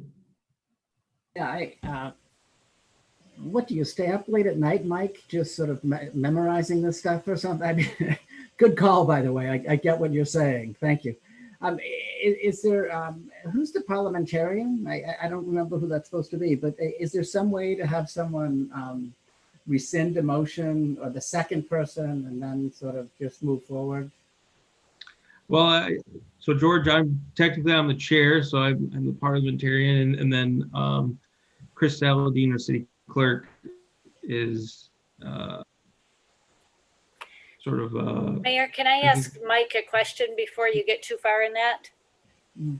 Yeah. Mike, is there, in your opinion, is there any difference in your interpretation of that when it comes to substantive changes to the plan versus more editorial in nature? Because, for instance, what the DDA recommended and what Commissioner Gillis recommended 2 weeks ago are really just clarification type things to clean it up that happened after the master plan was approved by the Planning Commission. So I guess in my mind, I see those as a little bit different than changing the future land use. So is it possible that those clarification editorial things would be okay, even though they happened after the master plan officially took action? Or even those, do they have to be thrown out unless they go back to the Planning Commission? Well, I will say this, that the detailed analysis of any and all changes under the Planning Enabling Act are not defined by, say, case law or any sort of legal precedents to rely on. So I don't know the answer to that. Certainly there is a fine line between de minimis revisions, like fixing a typographical error that you might discover versus substantive changes, like that would be more maybe in line with proposing a buffer zone that did not exist before. So, you know, where that line is, it's hard to know between materiality and immateriality for purposes of that. I know that just on the text alone, on the face of this statute, the city commission really has two options, either approve or reject. It does not, on the other hand, give the city commission the authority to amend the master plan that was recommended or approved by the planning commission. So there is a way to achieve those revisions. And again, I'm talking more to the material revisions than I am the immaterial ones, by stating what those objections are, sending it back to the planning commission. But, you know, I suppose that the city commission will have to decide whether or not those revisions amount to materiality for purposes of the ordinance versus, say, correcting a typo. I don't view correcting typographical errors as substantive or material for purposes of the approval or rejection. And I'm sorry to interject like that, Mayor. I was just trying to get, if we could deal, I think the way to deal with the motion on the amendment is, you're right. I think since you were the motion maker, you could withdraw your amendment and the person who made the second could approve to that withdrawal and we could be done with that piece of it. But I just wanted to make sure we were still okay on the more, what I would consider more clarification things that had already been implemented into the document, to make sure we were okay with having those go forward.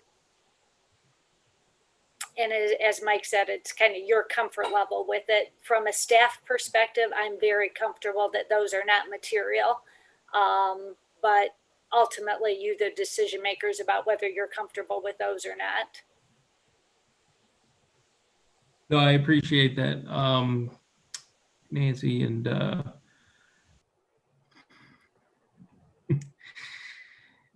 let's see.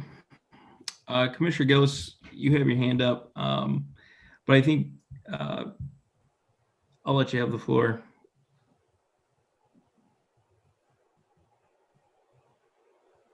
Well, I think to move this along, that obviously you should rescind the motion.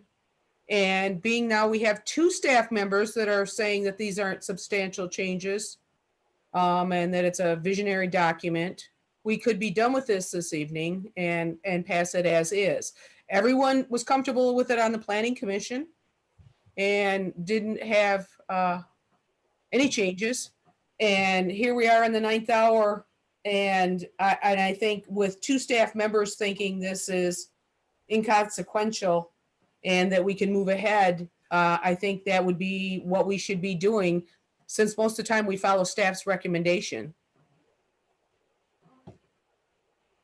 Thank you, Commissioner Gillis. Sure. Commissioner Rose, your hand is up. I don't want to belabor it, but I certainly agree with that sentiment. I don't view the changes as material. They are editorial. Prior to the recent motion, I view them as editorial. So I would agree with our Commissioner Gillis.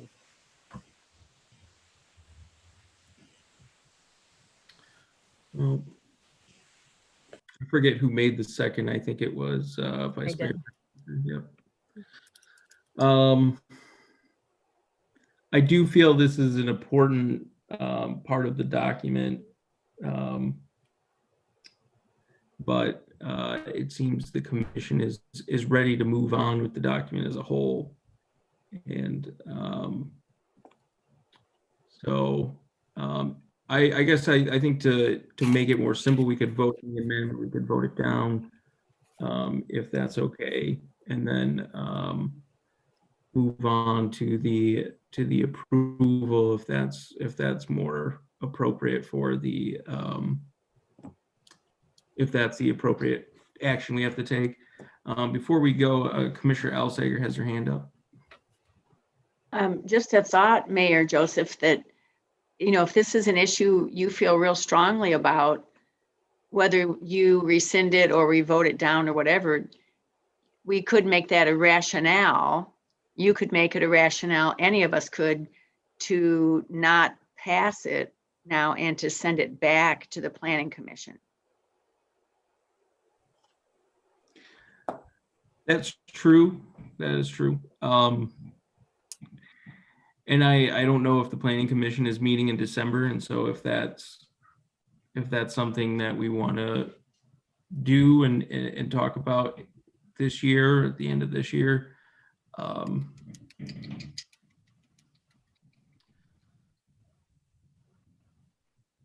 I'm not sure what the commission feels, but it seems the could commission start- is ready to move on. We could start by rescinding the motion, and then we don't have to do a roll call vote. All you have to do is I rescind the motion. The second person says, I agree. We don't have to do a roll call vote. So we could move on because we got lots of stuff to do. We have another work session this evening on the budget, and we're going on 8:48. Thank you, Commissioner Gill. Vice Mayor Perschbacher. The only thing about sending it back to the planning commission is number one, if they meet before the end of the year, and number two, I believe if we make a change, we have to have another public hearing. So that would have to be set also. So that puts us into next year regardless. And I think that our timetable really is to pass that this year. Though I do support having a buffer around the tribal property. I do not want to push this out any further.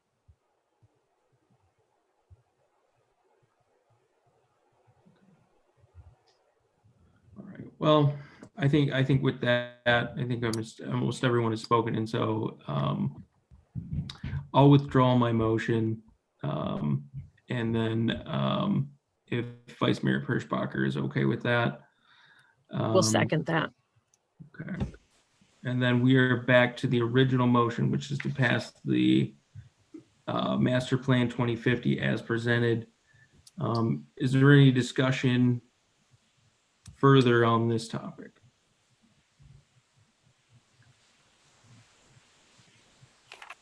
Okay. So we can go for a roll call vote and on the master plan. Commissioner Lalone, Yes. Commissioner Ronan, Yes. Commissioner Tolis, No.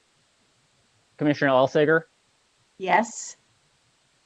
Commissioner Gillis, No, Vice Mayor Perschbacher, Yes. and Mayor Joseph. Yes. Passes 5-2. Thank you, Chris. thank you so much, Mike, for the clarification on that. I appreciate your expertise. Thank you.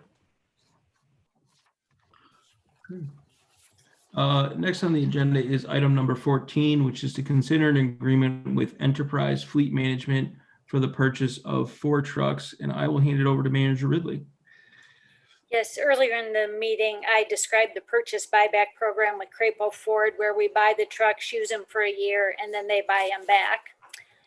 Staff was recently contacted by Enterprise Fleet Management, who offers a similar program for municipalities throughout the nation.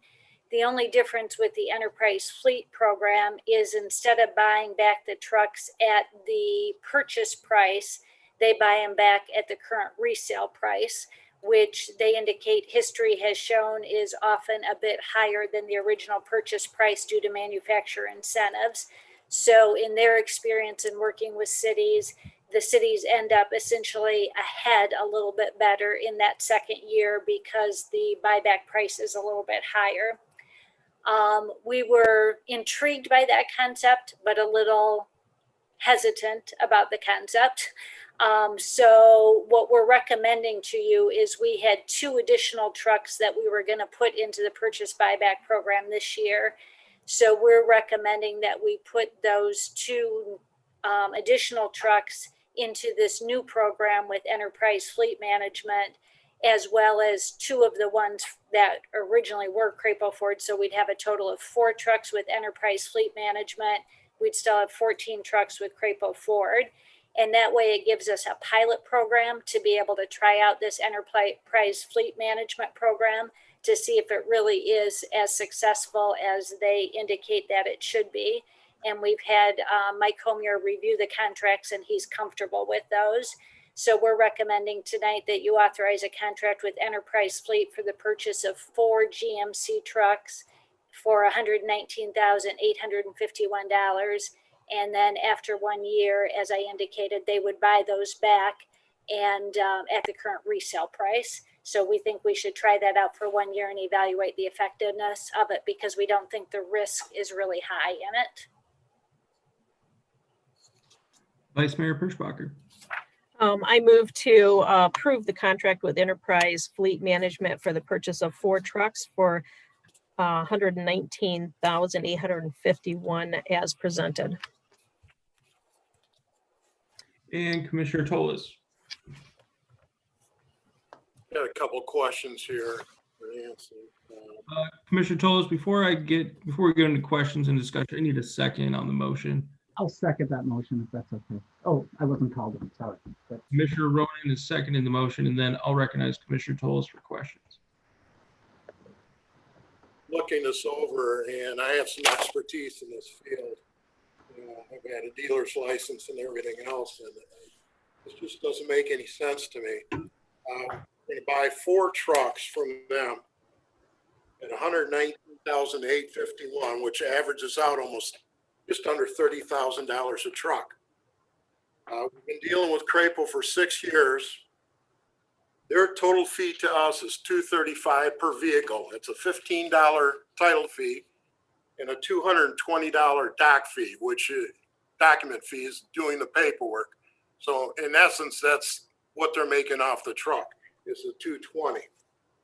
Although, if I could, Commissioner Toles, then they resell the truck and they get any profits from whatever the sale price is higher than what they bought it from us. So that's typically where they make their money. Understand it. I'm looking at document mission letter 167-20, and it says program, instead of guaranteeing the original price, Enterprise Fleet Management shops the vehicle at the end of the 1 year. What does that mean? Shops the vehicle. They're going to take it to an auction and sell it. And if you don't make a gain on it, we're going to take a loss on it. That's what it means to me. It says at the end of 1 year, they're going to shop the vehicle. Yeah. And their experience has been that those sale prices are typically $3,000 higher. But I've had Jason. No way. I've been in the dealer business, and you can lose $5,000 on a vehicle. Them telling you you're going to make Commissioner Toles, if with all respect, please let the manager Ridley finish speaking before you interrupt her. Very good. I've moved Jason into the panelist thing because he and Chris Saladin had the actual face-to-face conversations with Enterprise Management, so they might be able to address your concerns better than I've been able to. So Jason or Chris, do you have any additional information you could add? Yeah, Commissioner Toles is correct that there is a downside potential to this, and that's part of the reason that we're going with the pilot program. Enterprise has given us records from a program that they're doing with Lansing, and I think very close to the same trucks that they're specing for us. They recently sold for a little over $2,000 of profit at the end of a year. So basically the city of Lansing got those trucks and drove them for a year and ended up making $2,000 per unit on them. Now, there's certainly no guarantee that that's going to happen at the end of the year for us. Part of the reason that those gains can be realized is that we get a significant discount because we're government fleet purchasers. And so that's a big portion of why that is. And that's part of the reason that Crapo is willing to do the program with us. It's just that in the past we went with that guarantee that we will get the buyback. But it looks like there may be a potential here that maybe we should take some of the risk.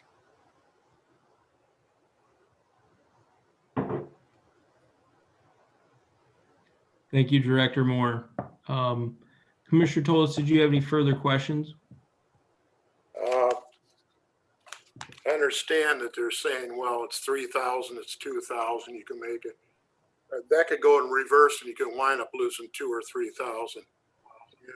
I've been in the business for 25 years and that market fluctuates all the time. It could be up now, 30 days from now, it could be down. And I'm saying, why are you taking the gamble for that when you have a local company, okay, you're doing business with them, It's costing you $235.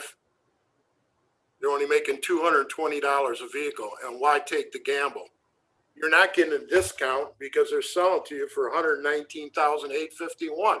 So if you look at Crapo's sheet, it's right around $27,000 to $30,000 a vehicle. So they're not discounting anything off that. Okay, they're just giving you the government discount. And what I'm saying is this just doesn't make any sense. Why would you take the gamble? Because you think you might make $2,000? It just doesn't make any sense to me. It really doesn't. Commissioner Gillis? So I guess I didn't realize that we are taking a gamble that if the selling of the vehicle a year from now is less than the purchase price, we get less money for the car or the truck. That's correct. And this is a company out of Delaware. I don't know where they're based out of. Yeah, I think the write-up said Delaware, so it's not a local company. Am I right, Jason?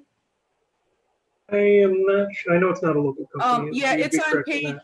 Yeah, it's right in the memorandum. The city commission to approve a contract with Enterprise Fleet Management Incorporation of Delaware. So there isn't a Michigan town named Delaware. So yeah, certainly if the commission is not comfortable with the risk, then we thought for 4 vehicles, it was worth it to try it for a year. But if you're not comfortable with that risk, that's your decision. yeah, I have some hesitations because I've always favored local businesses over out-of-state businesses, hands down. So I do feel uncomfortable with this, and the fact that Commissioner Tolis has been in this business all his life, and we may not be aware of the fluctuations of cars. So I would hate to be holding the bag and getting $2,000, $3,000 less. It's almost like a gamble we're taking. So I guess I'd rather have a bird in the hand rather than hoping I catch one.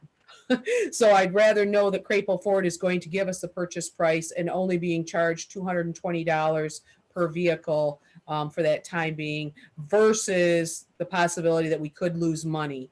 And the fact that we are remaining true to what the city commission decided in the past was to use local businesses. So that's my take.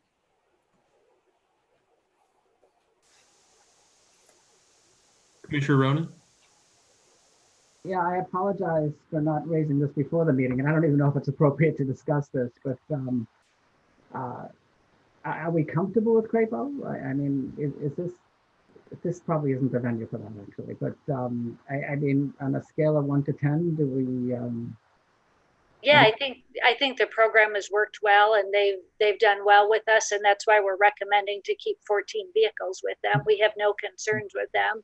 We just saw this as an opportunity for the city to potentially benefit based on the research we had done. So we thought it might be worth it to try, but it's not because we have any concerns with Crapo. Okay, and I know they contribute to the university. You know, vehicles. I don't know that actually. I have this vague bell or this vague recollection that you know, I'm not like Pete, right? I don't deal with this stuff at all, ever. But that Crapo also contributes cars to the university. Do they do other stuff for the community locally? Do you know? I mean, that the city, I mean, is this fair? This probably isn't fair to ask. I don't know. Anyway, whatever. I'm sure they do a lot of wonderful things in the community. I can't list them off for you, but I'm sure as reputable as a business that as they are and as committed as they are to Mount Pleasant, I'm sure they do a number of things for the community at large. Yeah. Okay. I just can't list for you what they are. And I apologize for even bringing these things up. I mean, it's obviously a public venue. And, you know, whatever. But, yeah. I think I'm more prone to go with local businesses as well, actually. And I apologize for not catching up before the meeting tonight.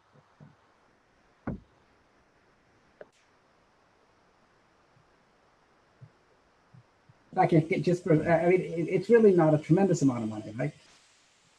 In terms of the city budget. I mean, I'm not saying we shouldn't be spending, we shouldn't be careful with what we spend, but. Well, you're right. When you look at $2,000 or $3,000 per vehicle in the scheme of a $33 million budget, it is not large. We just try to identify each of those small things because a lot of those small things add up over time. And I appreciate that. I just want to reiterate, but it's a gamble if we're going to make that 2,000 or 3,000. Commissioner Gillis, Oh, don't sorry. have the floor right now. Forgive me. I would like to, because we're talking about this gamble. Yeah. There's nothing saying that we have to sell the vehicles. If the market, if there's a market downturn and they're finding at auction that these type of vehicles are not selling very well, we could hold on to that vehicle for another year if we chose to. So that does mitigate that risk a little bit. Thank you, Director Moore. Commissioner Lalonde? I want to thank everybody, the city, for trying to find ways to save money or to get money, but I too would be more comfortable with just sticking with Crapo personally. Just, seems more simple. Is it?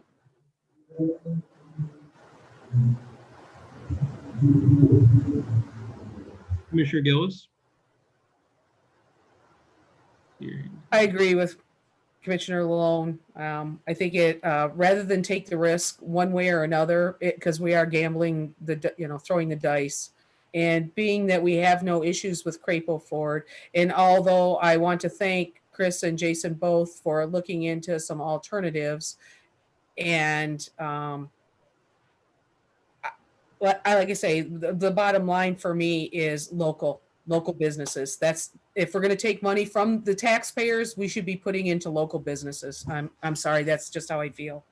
Thank you for listening.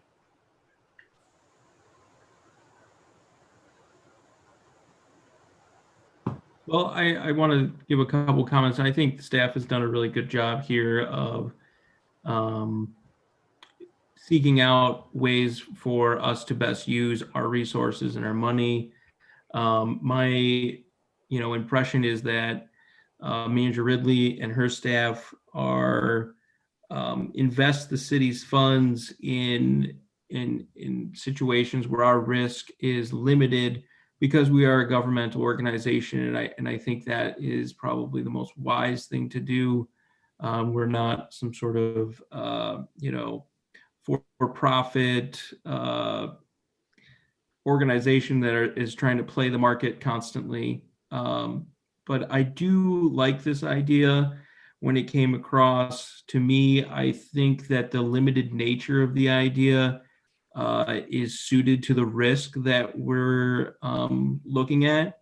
I wouldn't support like a full changeover of our fleet to this idea right now and maybe ever, but to recoup some costs that you lose every year through the exchange with Crapo Ford, through maybe buying and selling vehicles, is not, I think, a bad idea. And we already, even though we've had this agreement with Crapo Ford for several years, we've had vehicles that we've owned and sold on the market that are outside of that fleet. And so that right there is us managing our risks and our assets in a way that we think is best suited for us. And so I'm going to support this idea. It might not pass. I understand that, but I think staff deserves some credit here, and I actually like the idea. So I don't see any other hands up, and so I'm sorry, Commissioner Gillis. Thank you. We don't lose money after we sell it back because they purchase it with the same price we bought it. Is that correct? With Crapo Ford, Yes.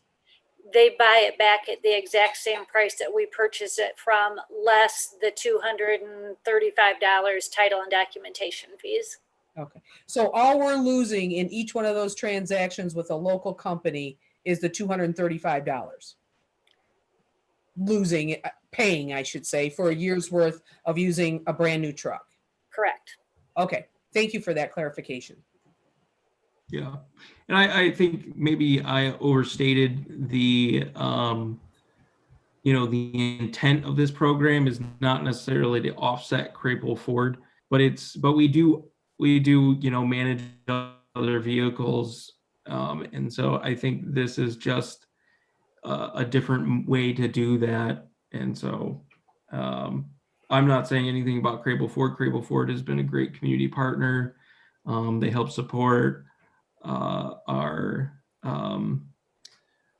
sister city organization, and so I've had great experiences with them, and so I don't have any complaints about Crapo Ford. I just think that the city staff put a lot of effort into this. I don't think it's a bad idea. Commissioner Toles. One more comment, Mayor. In answering Commissioner Ronan's question there, some of the dealerships give vehicles to the high schools for driver's ed. And I know that when Dean Berger had his dealership there, which is now Shaheen's on Mission Street, he gave vehicles to the university to use. But this is definitely a no-brainer.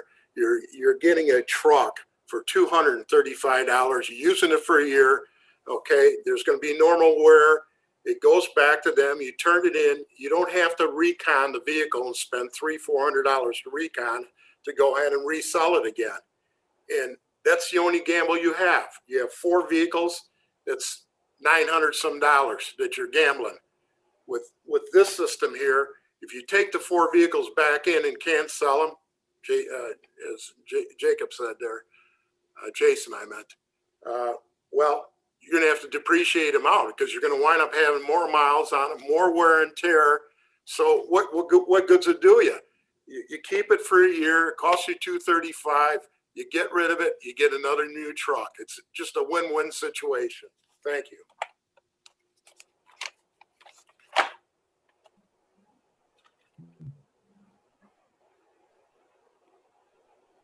With that, I think we can go into a roll call vote. Okay, Commissioner Alsager, Yes. Commissioner Gillis, No. Commissioner Lalone, No.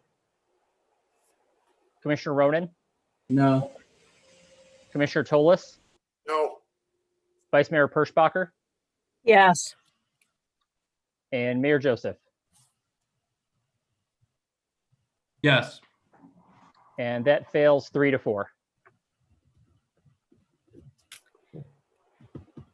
So just so you know, for the next right. agenda, Next time.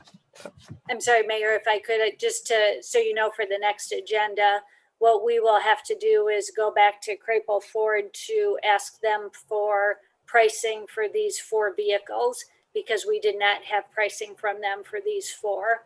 And we'll have to bring that back to you for consideration at a future meeting. Thank you, Manager Ridley. Commissioner Gillis? Thank you. And I appreciate the time, Jason and Chris, that you put into this. It does not go unnoticed that you are trying to find alternative ways to save the city money. So do not think this one decision, don't let that counteract you into thinking outside the box, because bravo for doing that. And I appreciate you looking into even the smallest amounts. Thank you.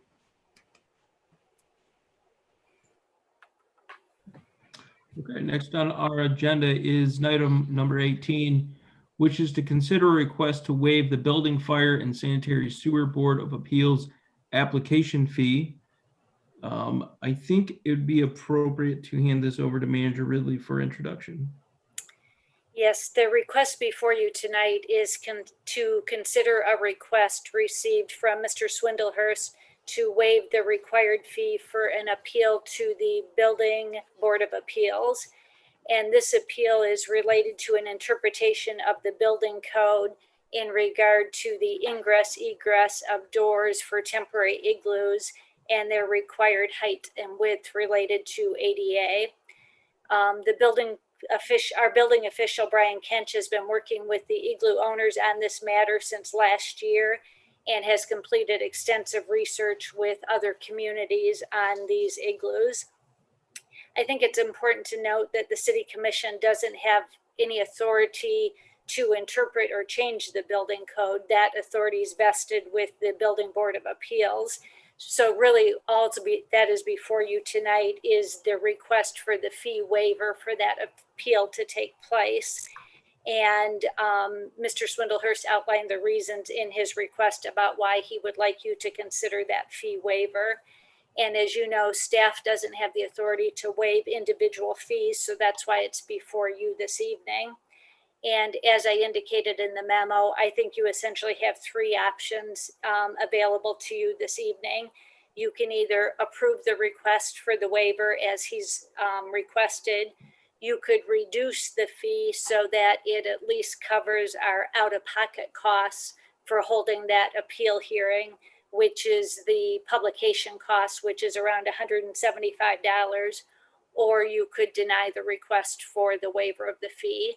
And so that's the request in front of you and what I think your options available to you are for this evening. Thank you, Manager Ridley. Commissioner Toles has his hand up, so I'll recognize him. I'll make a motion to approve reducing the fee to $175 to cover our cost. And Commissioner Gillis.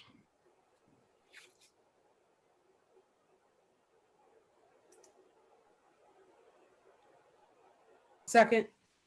Okay, we have a motion to reduce the fee from the 500 to the cost of publishing the public hearings, which I believe is 175. And a second. Commissioner Elsager. I think that is a good proposal, and I will be supporting it.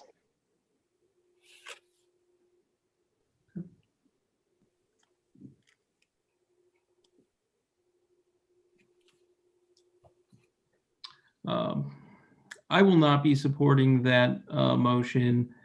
I know that staff had brought these concerns to Mr. Swindlehurst last year, and they have had over the last year time to correct this situation. And so I sort of see the inaction as I guess I don't understand the inaction by Mr. Swindlehurst. I know that would cost money to the structure that he has invested in money in, and I can definitely empathize with that. But the city is giving him the option to fix it. He clearly does not want to fix it. He would rather get it waived by the board. And the issue with the igloo is that it presents an ADA issue and possibly a hazard to health and safety is what I have read from the packet. And so I'm obviously not on that board and I don't have power to interpret the building code, but the building code is the building code. And so I feel that in my power, I feel people should have to adhere to that.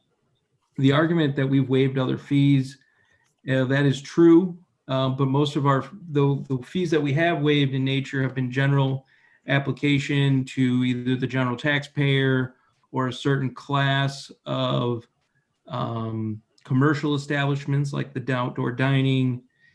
This is a very specific fee for a very specific user. And I just don't feel it fits the same mold that the commission has approached with those other fees. And so I will not be supporting this. Vice Mayor Perschbacher. I will also not be supporting this in the same reason that Mr. Swindlehurst has known of this violation of building code for a year and has not done anything to comply, and feels that once we began waiving fees for the benefit of businesses downtown, that he could get this waived also. I think that if, what's happening here is we're putting the public safety at risk by allowing this to continue. If we had known at the time of agreement that these igloos were okay, that they did not meet building standard, I doubt many of us would have voted yes for them.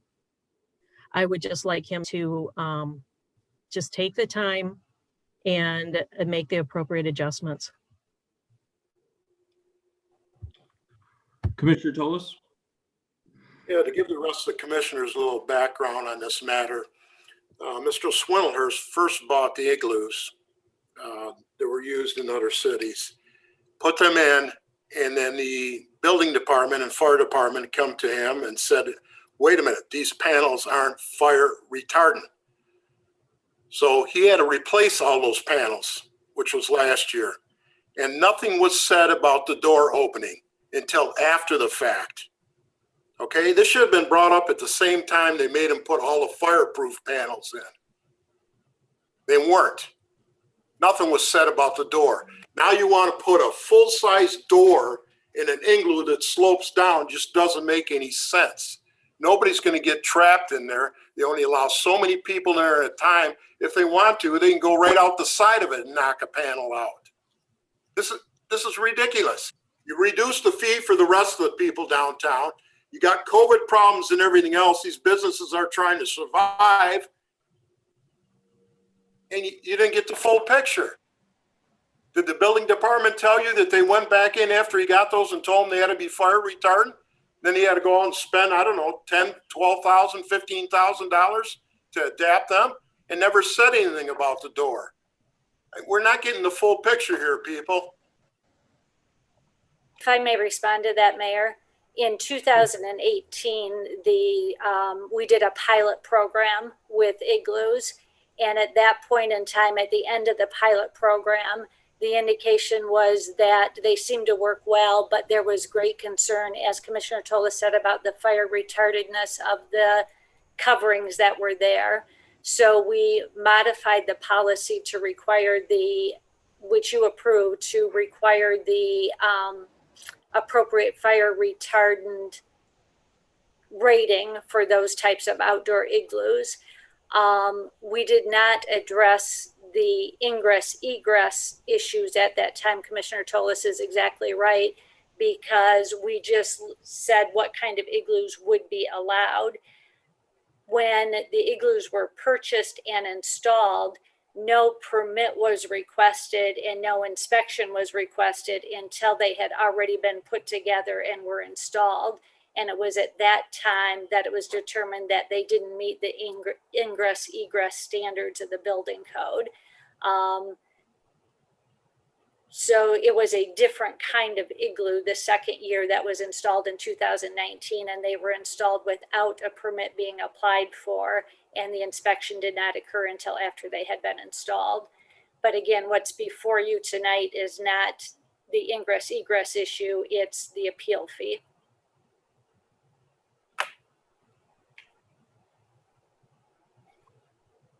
Commissioner Gillis.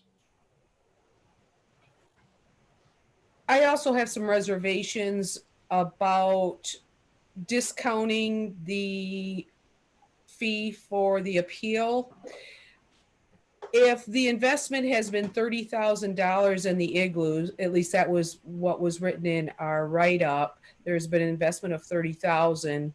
And unfortunately, the appeal cost is $500.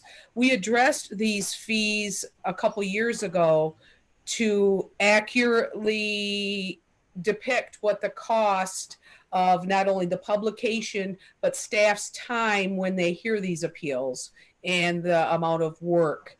And so that's where that number reached $500.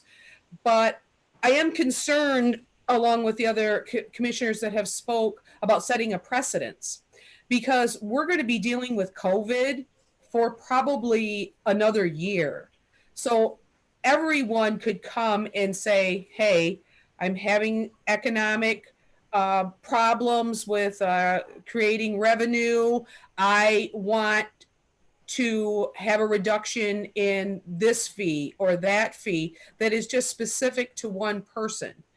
So I hate to set precedents with this, because there might be someone in the future that needs to go to the same board. They are also having a hardship. They come to us and they say they want this reduction to 175. And being that we're setting precedents, it would only look bad if we did not also approve their request to reduce that cost factor.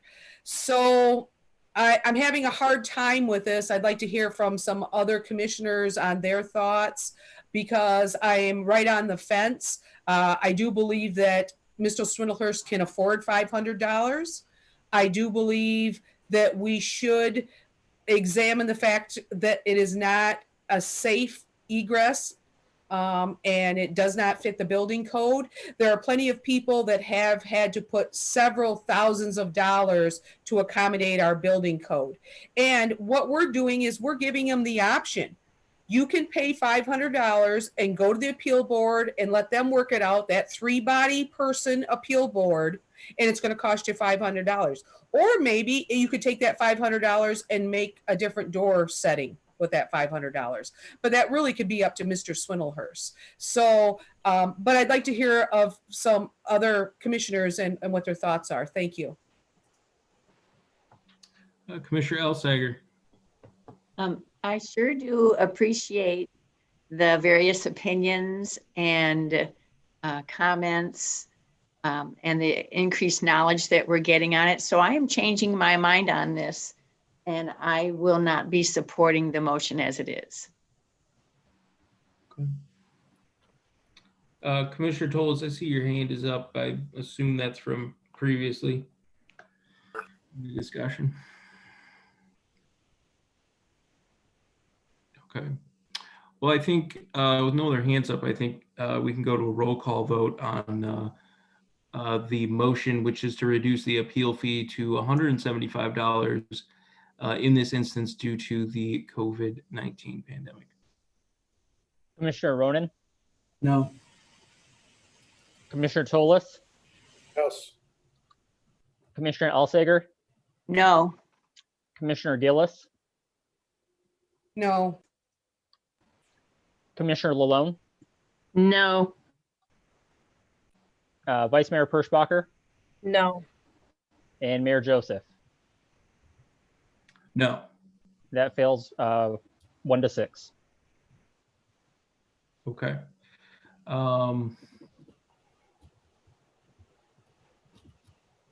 At this point, I think we have to take, do we have to take a motion to deny the request? Nancy? I think that'd be wise. I think Commissioner Gillis is trying to get your attention to do that. Yep, it appears so. Commissioner Gillis Thank you. Move to deny the request to waive the appeal fee. and Commissioner Elsager. I'll second that. Okay.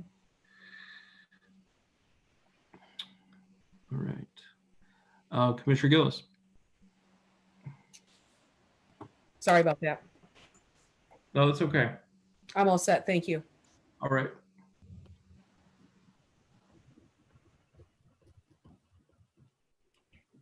I do note that it looks like Mr. Swindlehurst is with us on the call, and it looks like he wants to be recognized. And I think this is a little bit out of order for the body, but given that he's with us tonight, I think that we can recognize him if he'd like to speak directly to the board. I do see his hand went back down, but You should see if that's illegal. You should see if that's legal. As long as the commission as a whole is supportive of that, you can allow that to happen, but it's up to the commission to decide that since it is a break from your typical protocol.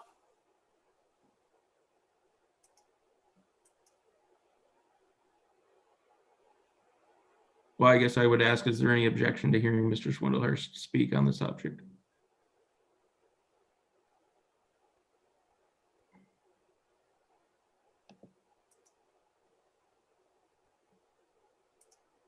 Okay, without objection, I think Mrs. Swindlehurst is now in the meeting. Hello, can I be heard? Yep. I apologize with the Zoom setting and all that. Wasn't quite sure of the particular time that I maybe should have asked to raise my hand or be involved in comment and such. And I'll try to keep it brief, as I know the meeting is getting kind of long and we're getting through this. I am a little receptive of the thought that not trying to go with individual fees being reduced from, on particular requests and such. And I understand that. I will say that I think it went back and forth there a little bit. And the one item of correction that I just kind of would like to have heard a little bit is the fact that there was no sidestepping or any attempt like that. We started the igloos as a pilot program and were very transparent with downtown development from the get-go. Brought it before City Commission, was approved, so on and so forth. As Commissioner Tolis mentioned and Manager Ridley kind of seconded the thought on, was that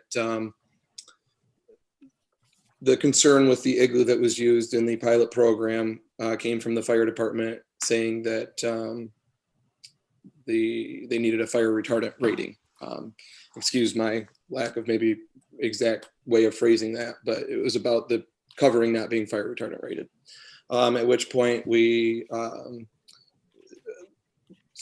after touring throughout the state of Michigan, finding different igloos, some that do allow the one that the local fire department here had issue with, and others that were using the one that we then invested into. We provided all the information, all the specs, everything. We said, yep, looks good. And we were asked, based on the way that we have installed them, because they are partially on the cement and partially on the asphalt, so it's not a level surface. We installed them on a deck base. And at that point, we were asked to get a building permit for the deck bases that they would sit on. We did that, and then there became additional concerns, kind of like Nancy had said afterwards. Once the fire department came down, looked at it, just make sure they were on board, and the building official came with them. Some concerns were raised. Some things were taken care of. For instance, emergency lighting was added to them. Fire extinguishers were added to them just to try to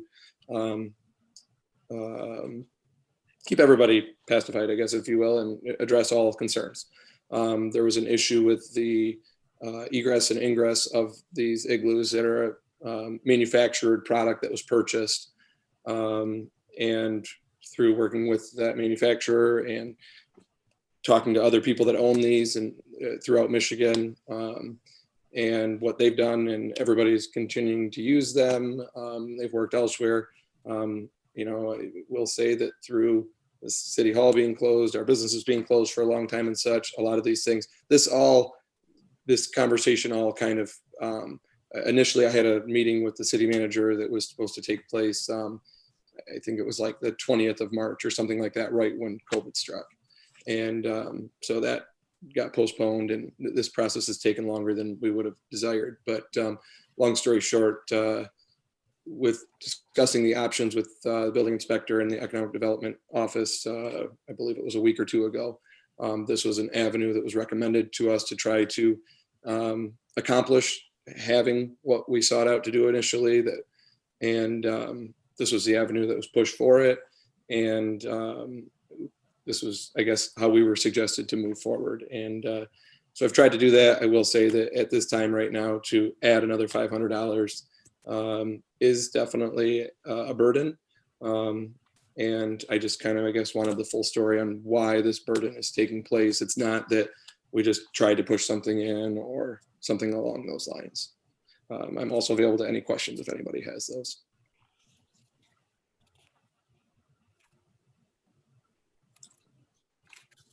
I can't hear anybody right now. If any, I saw, looked like the mayor was speaking.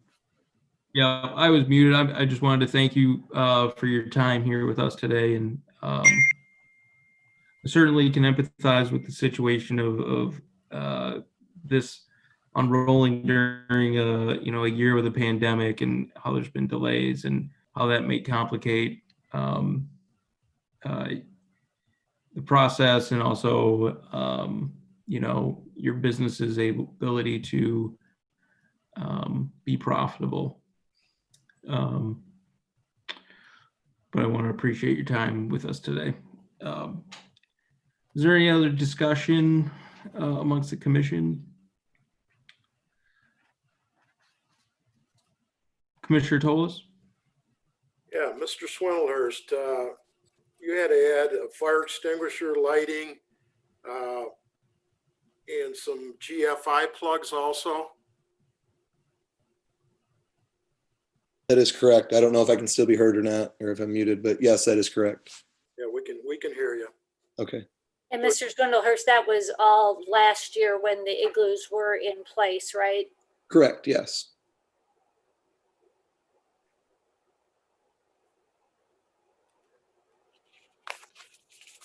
Are there any other questions for Mrs. Swindlehurst?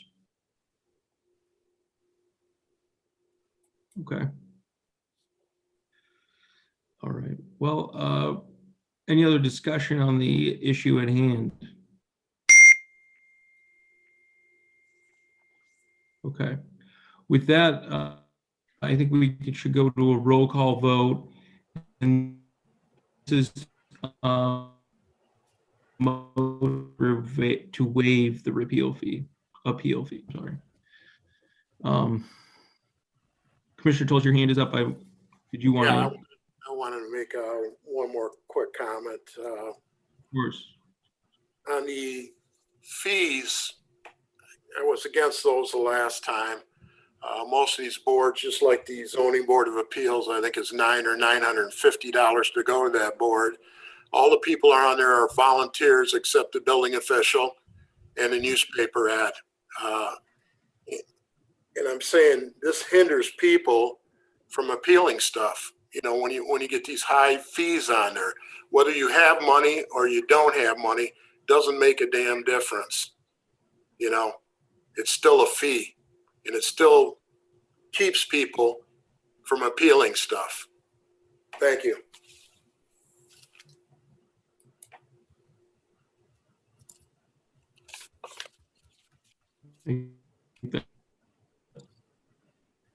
That is well noted. Without any hands up, I think we can go proceed to a roll call vote. And this is again on a motion to deny the request to waive the appeal fee. Commissioner Gillis, No,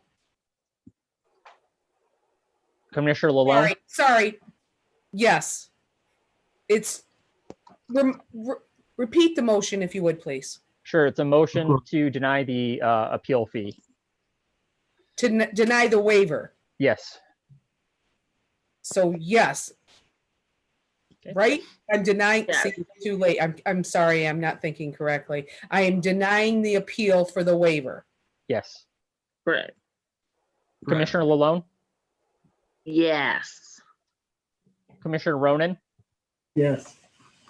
Commissioner Toles, No. Commissioner Alsager, Yes. Vice Mayor Perschbacher, Yes. and Mayor Joseph. Yes. Okay, and that motion passes 6-1.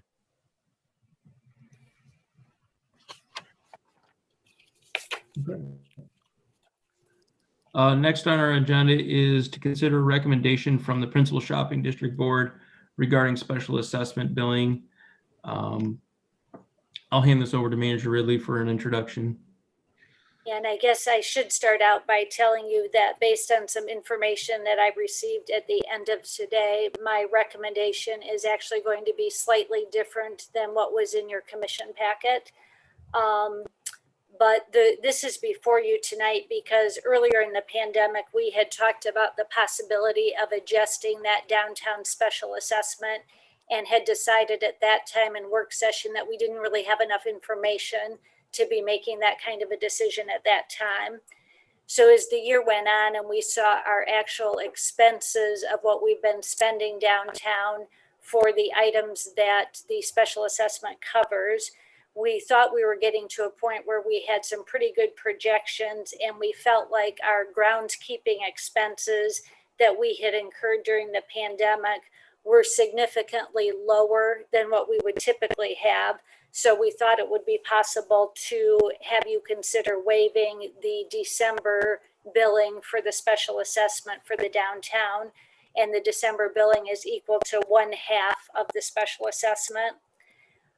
What I learned at the end of today that is somewhat altering my recommendation is that one of the expenses that the special assessment covers is the clearing of snow on all of the sidewalks around the city-owned parking lots downtown. This special assessment covers the contract for that clearing of the snow. And the company who has historically done that for us under contract told us that he is not going to be in Michigan for the winter and therefore is not interested in having that contract this year and being able to supervise crews to provide that activity.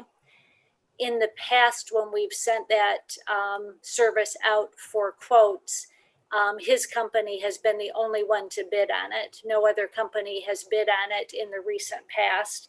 And quite frankly, he gave us a pretty good deal for doing it because he would do it for a fixed dollar amount for the whole winter, regardless of how many times the sidewalks needed to be shoveled. So now that we've learned that he is not going to be available to provide that contract for us this year, we're going to have to send it out for quotes and try to find another company that will be willing to provide that service. And I just don't know today how much that contract may cost us.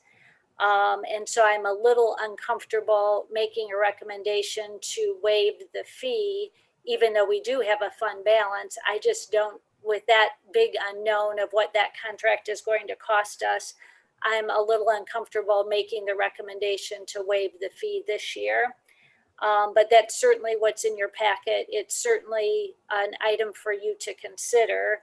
The risk that we would run with that is not knowing what that cost is going to be to do that sidewalk snow clearing if there's not enough funds in the fund balance to cover that and whatever other snow activity that might occur. We could run out of money in that and the general fund would end up having to pick up that difference. So that's the risk that is there based on the recommendation that was in your packet. I guess the alternative recommendation I would like you to consider for this evening as maybe an alternative is this special assessment was put in place for both the 2020 calendar year and the 2021 calendar year. So if we did not take action on adjusting that special assessment tonight, there would be an opportunity next year to consider that. Because that assessment is already in place for next year, as I indicated in the memo. So what we could do is adjust next year's special assessment instead, if we're able to find a cost-effective way to do that snow clearing. The downside to that is the property owners don't get as much of an immediate relief from that special assessment, but it reduces the risk of running out of funds in that fund balance with that unknown cost. So I apologize for the uncertainty in this. Like I said, it just came up at the end of the day today. So we can either postpone this action until next year when we see what the actual snow clearing costs are and adjust the 2021 special assessment, or we can go ahead with what the recommendation was, knowing there's some risk in doing that about whether there's enough funds in the fund balance to cover all of that snow clearing. So I guess those would be the two alternatives available to you this evening. Thank you, Manager Ridley. Commissioner Ronan?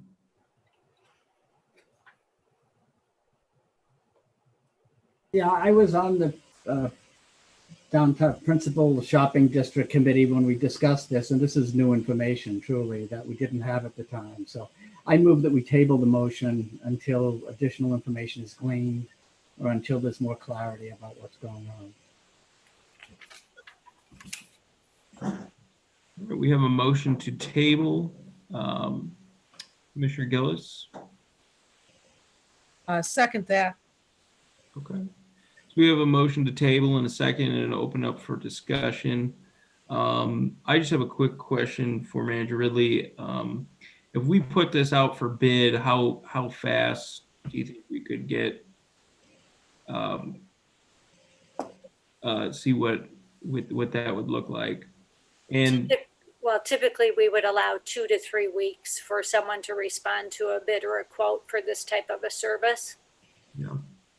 And then you need an answer about collecting the special assessment before the end of the year, correct?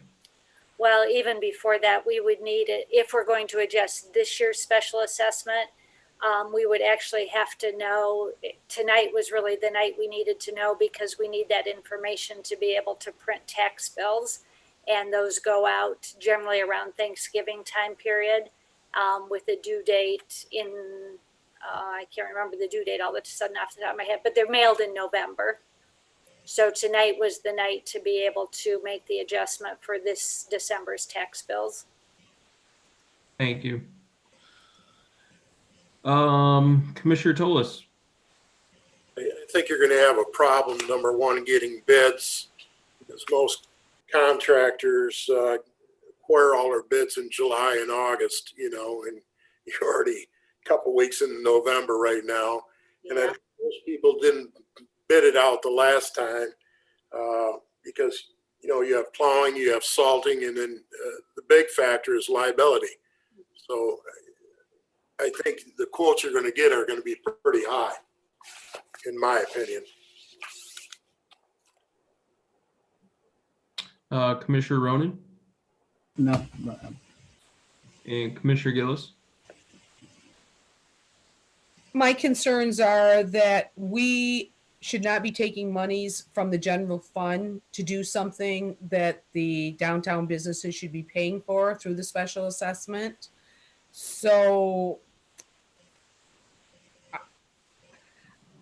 I'm getting the information from you, Nancy, that there's no way that we could decide this 2 weeks from now because those taxes need to be printed. So the best solution would be not to reduce that special assessment to 0, to go along with the winter special assessment. And then if, in fact, we did get a decent price on that snow clearing, that the principal shopping district could then decide to waive the spring special assessment. Yeah, if you don't mind, I would like to double check with Mary Ann that it really does have to be decided tonight. I think I'm remembering that from our conversation, but I'm going to pull her in and have her verify that for us to make sure 2 weeks would be too late. That's correct. We're going to start printing tax bills next Monday. Commissioner Lalone? One concern that I'm having is that what if nobody bids? So then do we, it sounds like it's a possibility that no one will bid for this. So do we just not do it and then just give them their money back? Yeah, we don't have a choice. We have to do it because that's city-owned property. So we will have to clear the sidewalk. So if we don't get bids, we will have to look at using city staff or hiring temporary employees or something to figure it out, because we don't have a choice not to clear the sidewalks. Yeah, I think we should wait until we get actual quotes. I feel like that's the most prudent thing to do.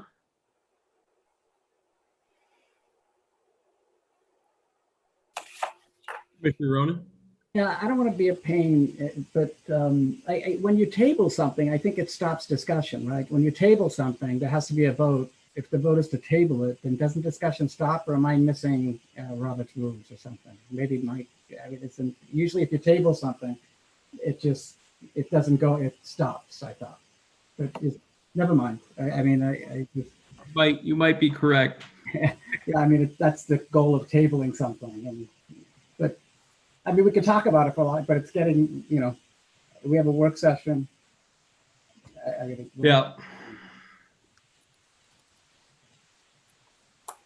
All right. Lori, I see your hand is up. Did you have any further comment? Yes, if Commissioner Ronan would rescind the motion, I would rescind my second, and we could follow through with a motion for the special assessment for December, and then let them work it out next spring. If they have the extra money, then they could say, we will have no special assessment in the spring of 2021. That would be a solution. But I think Commissioner Ronan's is to postpone the decision until we have more information. But we can't. Well, we can postpone it till spring. Yeah. Well, we could just table the motion and then it doesn't get discussed again until it gets brought up at another time, right? I mean, that's what tabling the motion means. I'm done. I have no idea. That's usually what it means. No.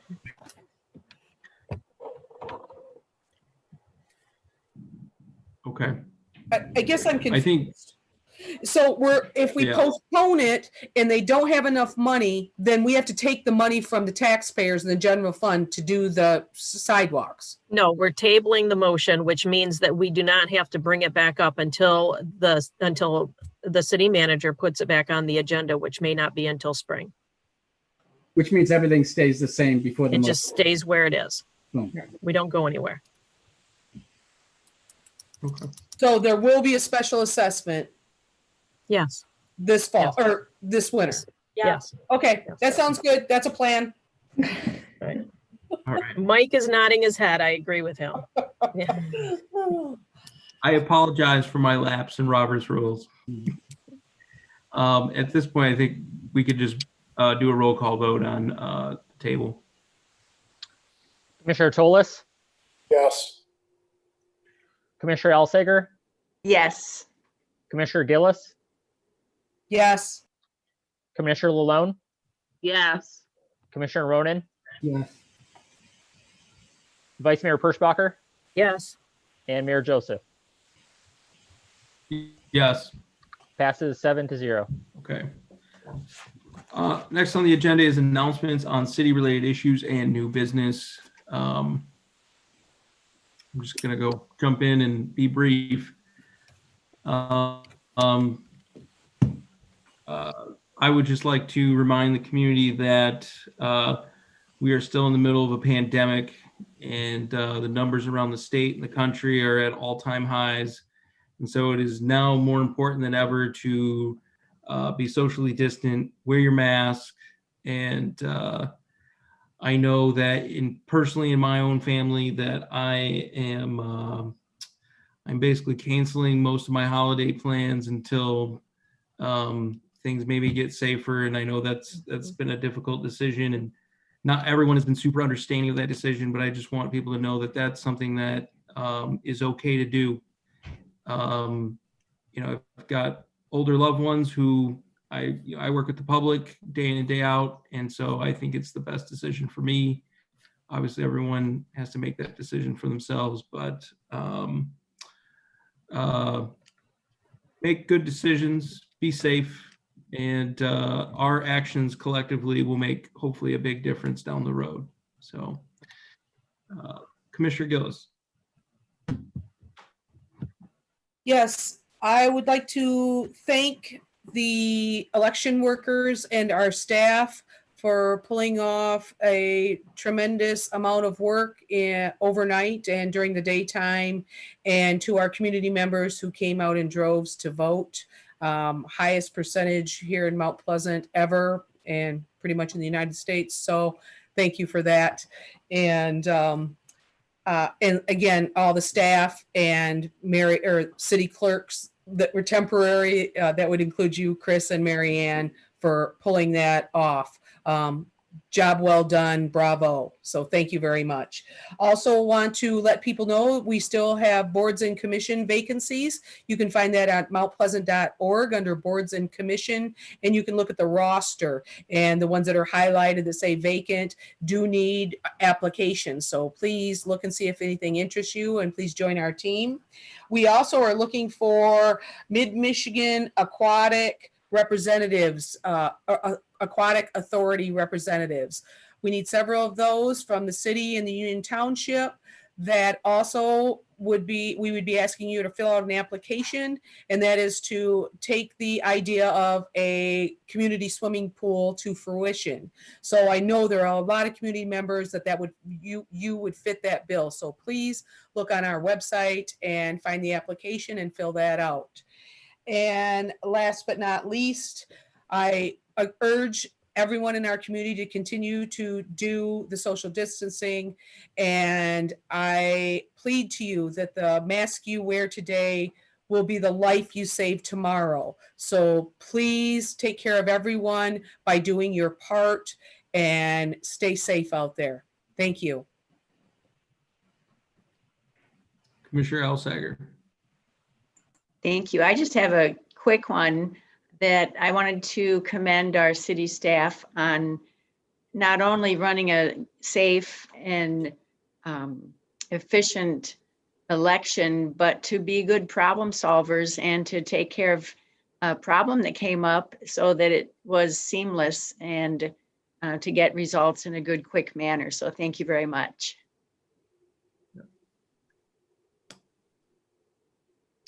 Mike Hobier.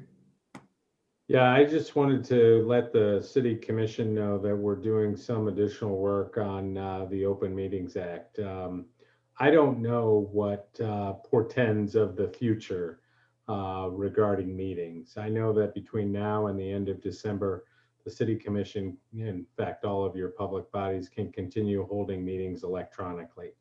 After January 1st, the way the legislation is right now, you cannot do that unless there is a local or state of emergency, statewide state of emergency, or a local state of emergency, or any member of the commission has a medical condition which prevents them from attending meetings.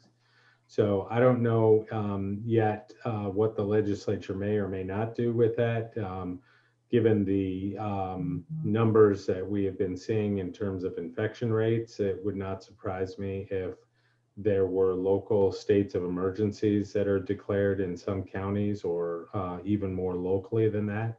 So I only raise it because, December is going to be upon us pretty quickly, and we're going to have to make some decisions about the restrictions on the number of people that can attend indoor gatherings or events, and what the Open Meetings Act requires in terms of in-person attendance. So I'm sure that we will have some follow-up for you in December.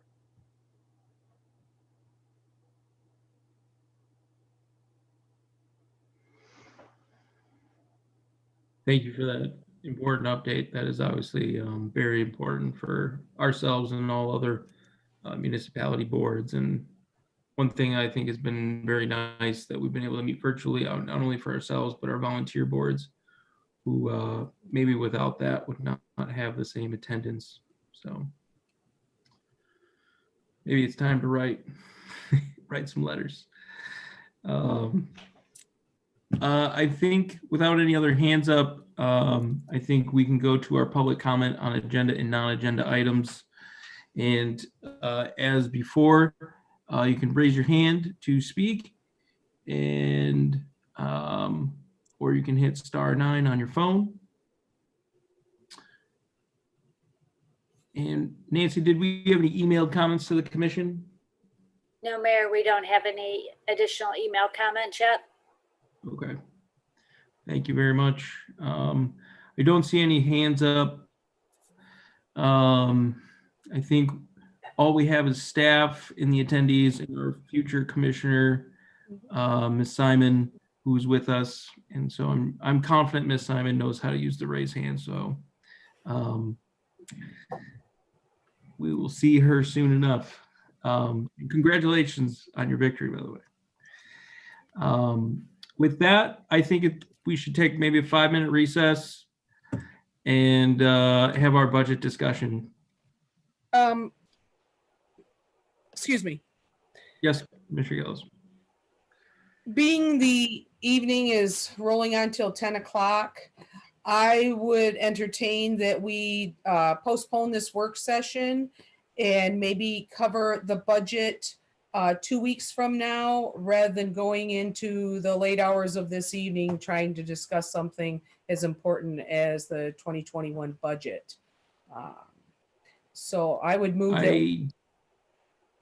that we postpone the work session for 2 weeks from today.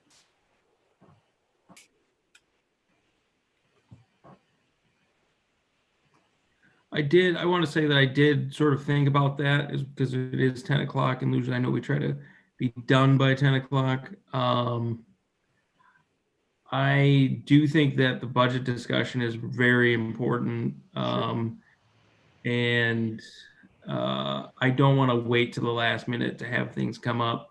And so I really am counting on us having a little bit of wiggle room, because if things come up that need more discussion, I want to use that work session at our next meeting to maybe further talk about those issues. This work session, unlike our last work session, there was questions submitted and answers provided. And so I sort of assumed that we could cover those if there are a few more concerns, but if not, it might be a quick work session. And if other commissioners have other issues to bring up, maybe we can get those down on paper at least, and work towards that on our next meeting. But I'd still like to hold that work session tonight, although I understand it's late.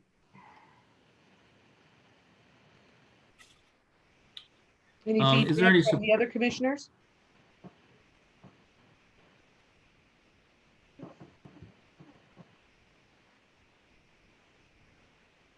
Go ahead, Mary. I know Nancy's much more aware of the timely nature of it. I'm guessing that it might be critical that we do have at least some of the discussion tonight. Am I right about that? From our perspective, it's all about being ready to approve it at your December 14th meeting. Because if we're not ready for approval at that meeting, that means we need to have the second meeting in December, which is December 21st, which I don't think any of you want to do. So, you know, if there's not many changes to it, or there's not a whole lot of discussion, having the discussion on November 23rd is fine. But if that discussion results in a number of changes that you want before it comes to you for approval, that would be a little bit challenging to turn it around and bring it back to you on the 14th. So it's hard for me to predict how many changes you might want. And I guess the only other thing I would remind you of is we did have on November 23rd tentatively scheduled to discuss the proposed charter amendments. So if we do the budget that night, we would have to move the charter amendments to next year. Or the other alternative, which I'm sure you would all be thrilled with, is we could schedule a special meeting. Yes. So it's really up to you guys. I'd just like to make a comment. Go ahead. Many times, most of it's, I think every year that I've been on the commission, that would be 4 previous, this will be my 5th year, we've usually approved the budget at the very last meeting in December. So, I mean, I think it's just been a night of a lot of different discussion. So I would be more comfortable at this point calling it a night and tackling it 2 weeks from now.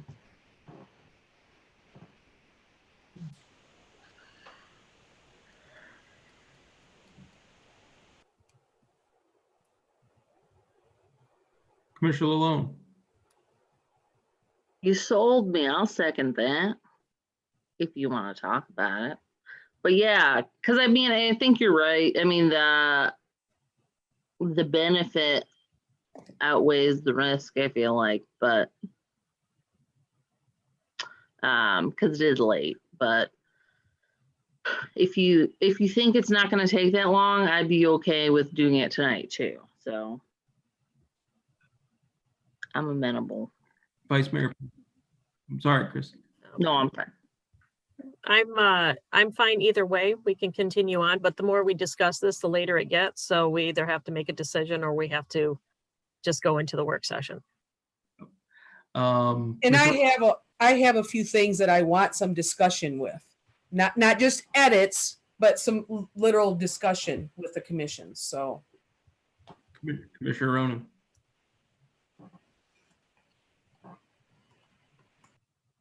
Sorry.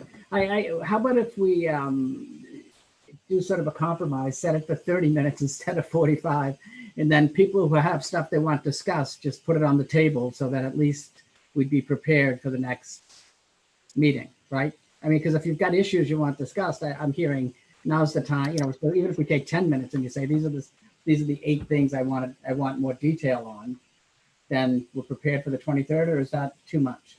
Yep. I think that's a good idea, Commissioner Ronan. And, you know, we don't have to use the hour. I just, you know, Commissioner Gillis, I know wants to go get off this meeting and, you know, get ready for bed probably. But, and I want to do the same, but I think that it's important to get those issues out in front from a planning perspective, just so staff is better prepared to answer questions or concerns, and for the commission itself to be better prepared to discuss those things. And I would assume that this would be a short work session. So with that, I think we could vote on the motion. And the motion is to postpone the work session. So Chris, if you want to do a roll call vote, I suppose. Commissioner Alsager, No. Commissioner Gillis, yes. Commissioner Lalone, No. Commissioner Ronan, No. Commissioner Tolis, Yes. Vice Mayor Perschbacher, No. and Mayor Joseph. No. That fails 2-5. Okay. So let's take 5 minutes and we'll recess, and I will see you at 10:08 sharp.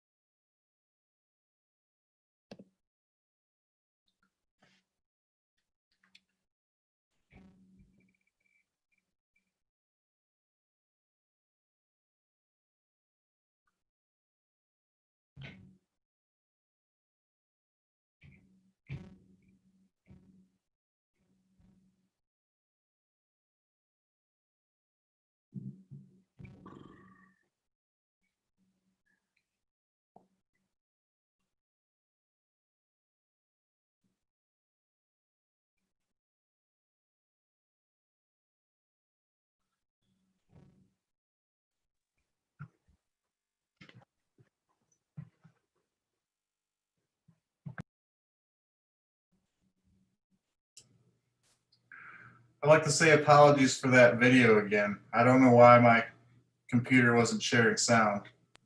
No, that's okay. I feel for you because technology is, always doing crap like that, and you're kind of a victim of it every time, right? It was one of those things that, like, if I had known it was going to happen beforehand, I could have been careful. But Yep. anyway, just want to drop in and say that. Yeah, I appreciate it.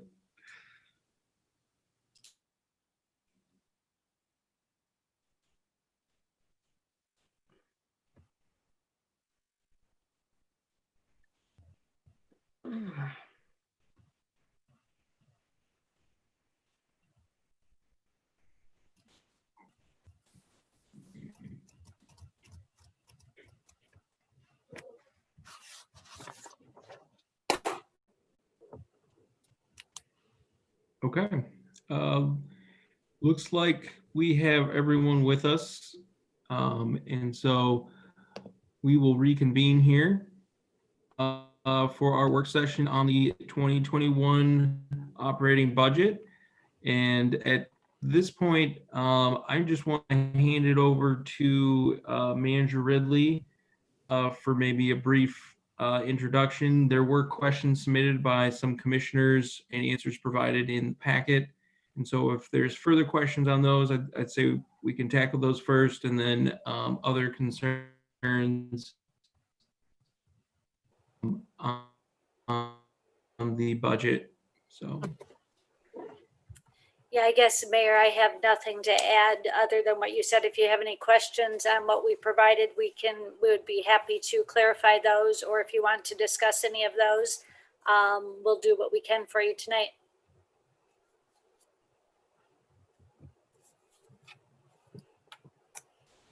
Okay. So there's questions by Vice Mayor Perschbacher, Commissioner Alsager, and myself. Did you guys have further follow-up questions to any of those, or did anyone else read those and say, I want to know more about that? You know, a little head shaking. George, I see your hand up, but I think that's from earlier in the meeting.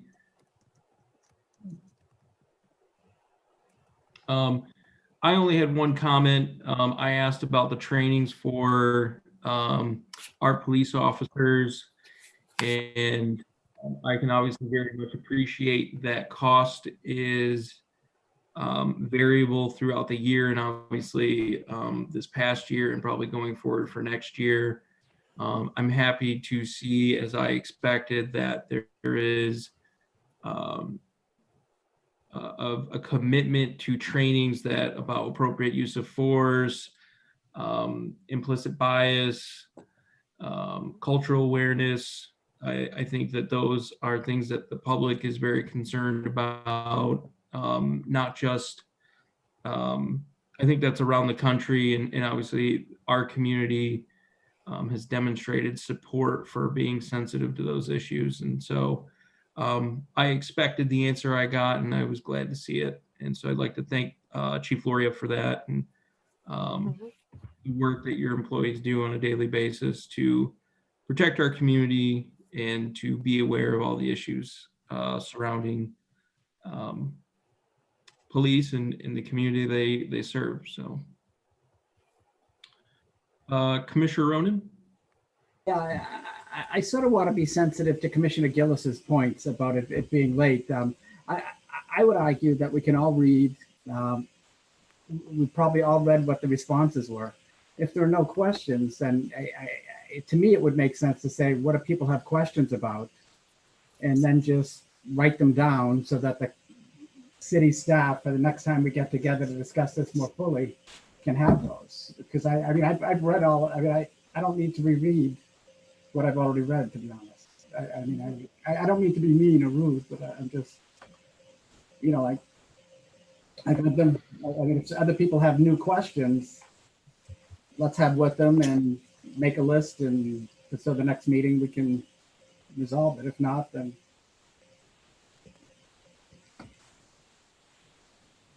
Well noted. Thank you, Commissioner Ronan. Commissioner Alsager. I don't have a new question. I just have a comment. Part of one of the questions I did ask was about two major areas of income with questions, meaning property values. And from things I've been seeing, it sounds like home purchasing in the area has been at a fairly good clip and at fairly good amounts, like maybe property values aren't really going to be impacted as much as we feared. I think that's right. I think we're feeling fairly confident about the residential sales, which is, I don't remember off the top of my head. I want to say it's over 50% of our taxable value. It's higher than that, but I can't remember the exact number. Our uncertainty is in the commercial values and the industrial values. We have uncertainty about those, and we'll have better clarity of that as we get closer to that valuation date. Would you agree that's what you're seeing, Marianne? Yeah, okay. Thank you.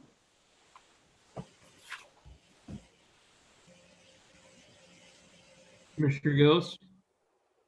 Yes, I do have a few things that I wanted to speak to the commission as a whole and kind of get some feedback, but I guess I'll tackle the biggest thing. From what I understand, this budget was drafted with the same taxable value or the same income that we have currently in that first few pages where the taxable value for 2020 and 2021 was essentially the same on page Roman numeral 2 of this document. And I know we're giving a lot of relief to businesses. You've already commented that commercial businesses may actually stay the same.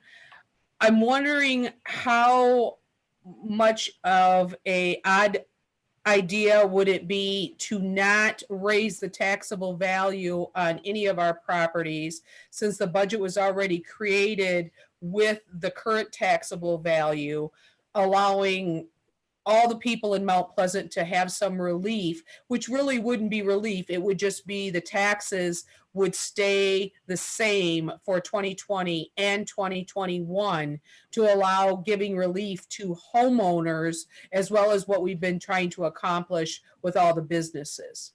Yeah, I guess before you guys start discussing that too much, I'd like to chime in. According to state law, we don't have the authority to do, or you don't have the authority to do that. According to state law, the assessor has to value all of the properties based on market values and trends he's seeing and so forth. So he has to both increase and decrease property values according to state law. And then they have to have the opportunity for appeal and be equalized at the county level. So I'm not quite sure you have the authority to do that, even if you wanted to. Okay. And I would add to that too, that the taxable value just isn't used for the city taxes, it's used for all taxing entities. So to freeze a taxable value would affect all taxing jurisdictions. So that's not feasible. Okay. And then I know the payback for the Mount Pleasant demolition, where we borrowed from the Economic Initiatives Fund, and where we're not replenishing that fund. We seem to be dipping into that, and then somehow, because of COVID, because of other situations, we never replenish it. I have a real problem with doing that because we borrowed on it from before under all the intentions to pay it back. And so I'm not feeling comfortable with diverting that money for that demolition from that Economic Initiative Fund.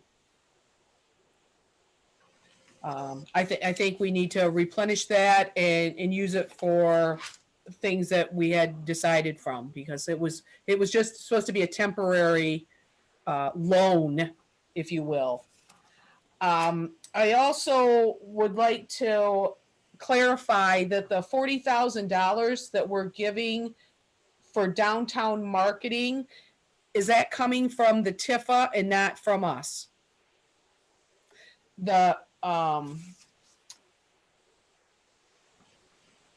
The original, when the TIFA capture was reduced to 0, the commitment was made that we would provide $80,000 out of the Economic Initiatives Fund to the TIFA fund. And they made a proposal to use 40,000 of that for marketing this year.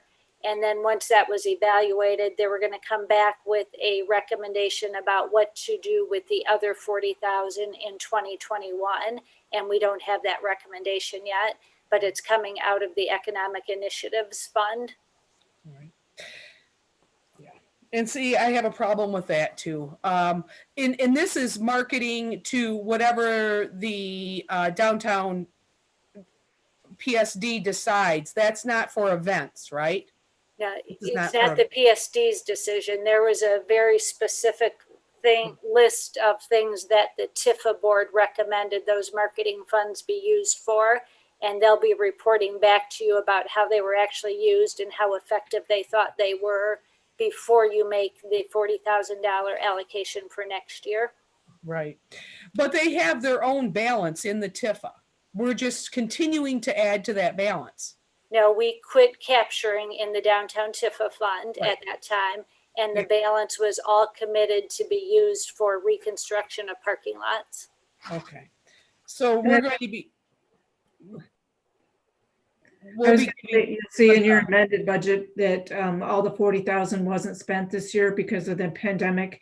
And so there'll probably be some adjustments going into 2021 because all of the 2020 money was not spent due to the unforeseen circumstances of this year. Okay. I just have some, a little bit of consideration or concerns about continuously funding marketing for downtown businesses versus all of Mount Pleasant and specifically usually the eateries from downtown. I have some problems with, like I say, not paying back the balance for the Borden building, the Mount Pleasant Center, not the Borden building, the Mount Pleasant Center. That 236,000 that we decided not to put back in that economic initiative assigned balance. If we have it, and it sounds like we were in better shape than we thought, I'm not sure why we're not replenishing that fund like we said we were going to do when we first took it out. Our recommendation on that was because we felt you had more flexibility if those funds were in your unassigned fund balance than if they were assumed to be for economic initiatives. So we felt like as a commission that gave you more flexibility to let them go to the fund balance instead. Yeah, but we were promised that was going to be replenished. There's $789,000 in that economic initiatives fund. So we thought that was sufficient for future economic development projects and it didn't warrant putting more money back in there. But you're right, Commissioner Gillis, if the commission as a whole is not comfortable with that, we could replenish that economic initiatives fund and the unassigned fund balance would just go down. So if that's the preference of the group, we can certainly make that adjustment. Well, I would recommend that because I know we're going to be getting more monies this year from the LDFA, or I should say next year, because of the 0% capture that they graciously, or the board of directors decided that they were going to use their fund balance. So we will be getting extra money in that respect to maybe plug that hole. And being that our contingency amount is overflowing, where we're taking $100,000 out of that because it's above the 15% of what the city commission decided to have on reserve. The rainy day fund is what I always think of it as. And being that we're already allocating $100,000 from that because of the extra monies in there, is there not enough money in that balance to do this 263 or 236? Sorry. Yes, there is. I said there is enough funds to do that. We just thought it gave you more flexibility to not put it there. Right. And we did allow flexibility by doing putting off some capital improvement plans to see where we sat in the budget. And it seemed like we were doing pretty well. So I don't know how everyone else feels. I think being that we borrowed from it and we said we would put it back, and that is a whole different fund being used in a different way. I would like that money to be placed back in that economic initiative fund. We took some of that money to do some of this work, allowing homeowners to ask for grants. Some of that money came from the Economic Initiatives Fund. No, it came from the HODAG fund, Commissioner Gillis. Okay. It was the whole for the city's portion, and then the NISHDA. Okay. But yeah, I would feel more comfortable replenishing that, like we said we were going to. I don't know if anybody else feels the same.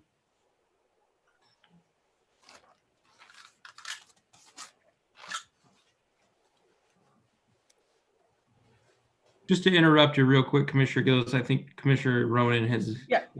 Yeah, if I just, interesting points, Commissioner Gillis. I don't know that tonight's the night we want to do that, but the next time we discuss this, could we look at the implications of doing it one way or the other? And I mean, is that a possible, to talk about, I'm hearing flexibility versus pay. I mean, I just don't understand what fiscally makes most sense. Yeah, we can outline that for you. Yeah, and I apologize for my lack of understanding of this. Oh, that's okay. It's a lot to grasp, isn't it? Some of this document, and it does get easier. It doesn't get more fun though.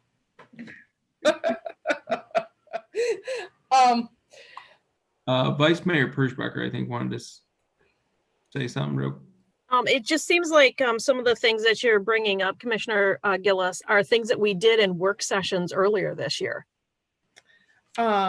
That I remember us saying we were going to allocate money, 40,000 to the downtown for that.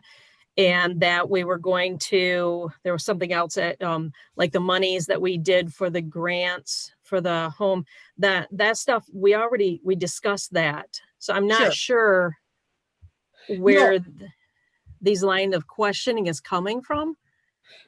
I was concerned about us not replenishing those funds that when we took from those funds, we said we were going to replenish, and we're putting them into different spots. But did we set a time frame?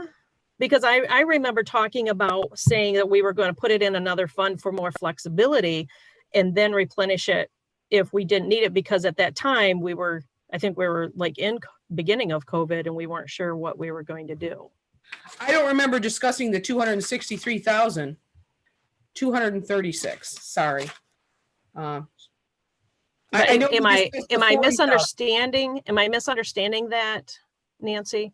I think, Vice Mayor, Commissioner Gillis is right. We did not talk about that one in prior work sessions. Okay. That one is a new proposal that we put into this budget that was not previously discussed. So that one is a new issue you have not discussed. The other one, the $40,000 for the downtown marketing, that was discussed in a prior work session. Okay. Yeah. But the 236,000 was not. Okay, but did we put it, so we haven't discussed that at all. So we never even talked about putting it back. Well, when we did the financing of the Mount Pleasant Center, we had a multi-year schedule about what we were going to pay back when. So this group of 7 probably never talked about it, but a prior commission did. And we've been following that schedule until this year. And then this year we recommended that maybe you might want to modify that. Okay, that must be what I was thinking about, was when the recommendation to modify it so that we had accessibility to funds in case we needed them due to COVID. Right. Okay. Yeah, and we found that we aren't under the derailment of lesser funding, because it seems like we are all in a lot better shape. So maybe. But in the 40,000, I just wanted to make sure it wasn't a different 40,000, that it was the same one that we had talked about before, which seems like months ago, right? Seems like years ago.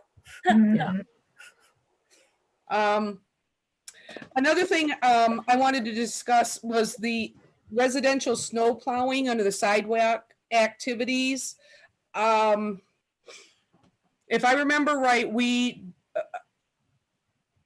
made a decision to increase the mileage every year by so much.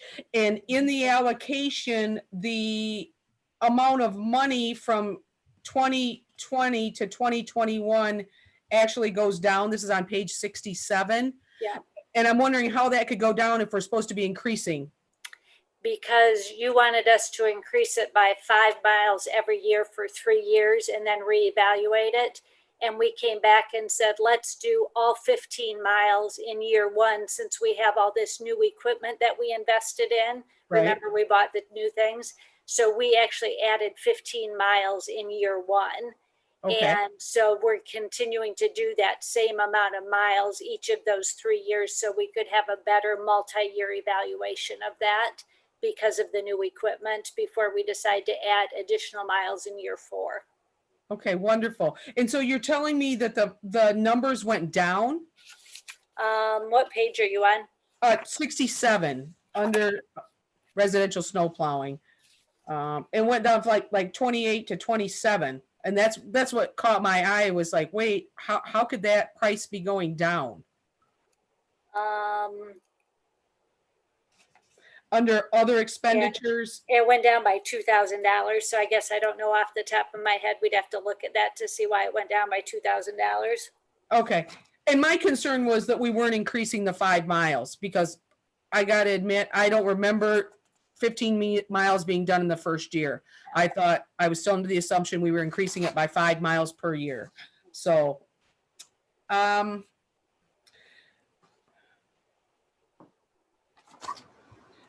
and I know there's some other specifics. The big ones were those,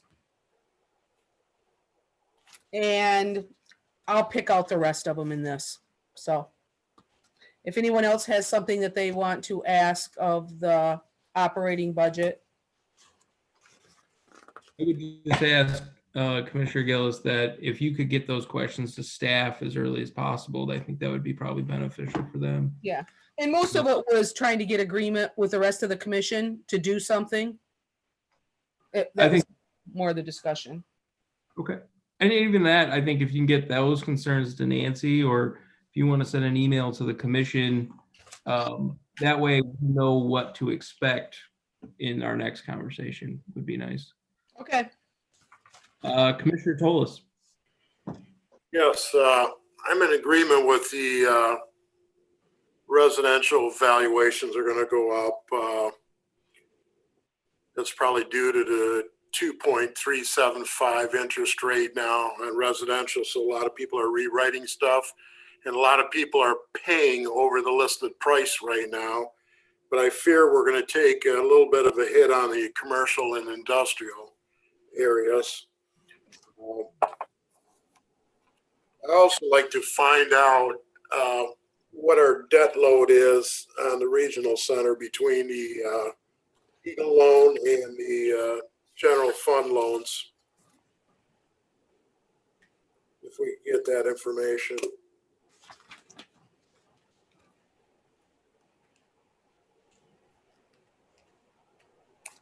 Yeah, we can have that ready for you before the next discussion on it, Commissioner Tolis. Thank you.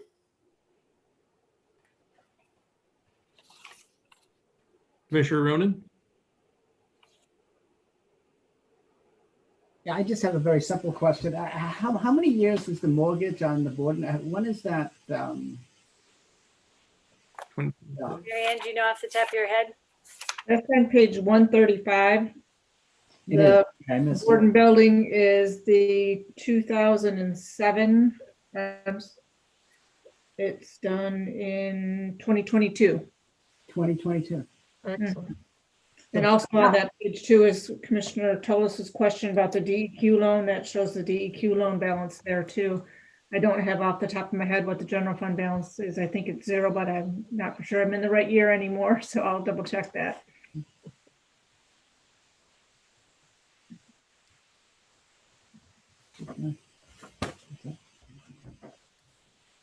Thanks, George.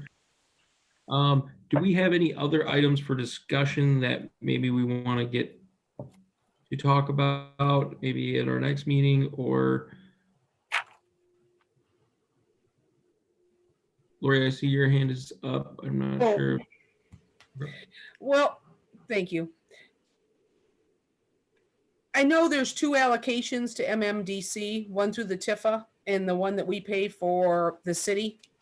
And I do have concerns almost of double dipping.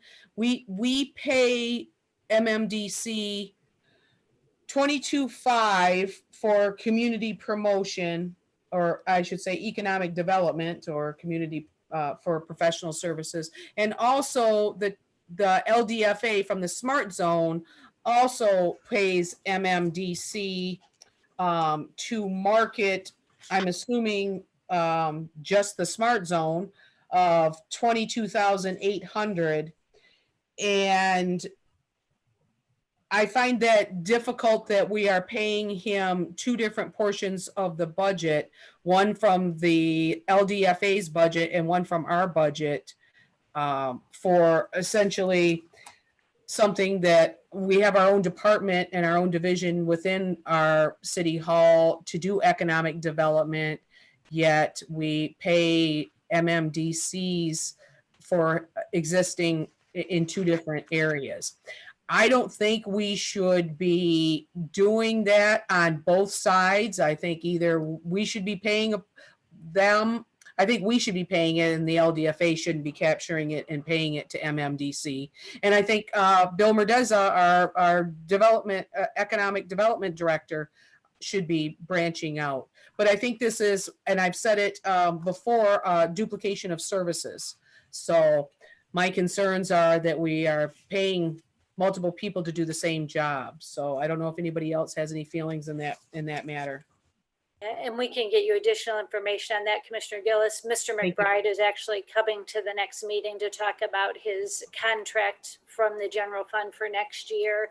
And he's going to be prepared to talk about what his general fund contract does versus the LDFA contract. And then I think we previously provided information about how that's different than what we do with our internal city staff.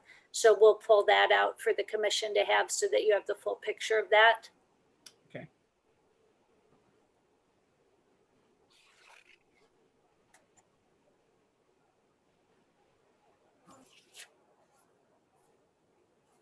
Okay. I don't see any hands up, so I'm assuming that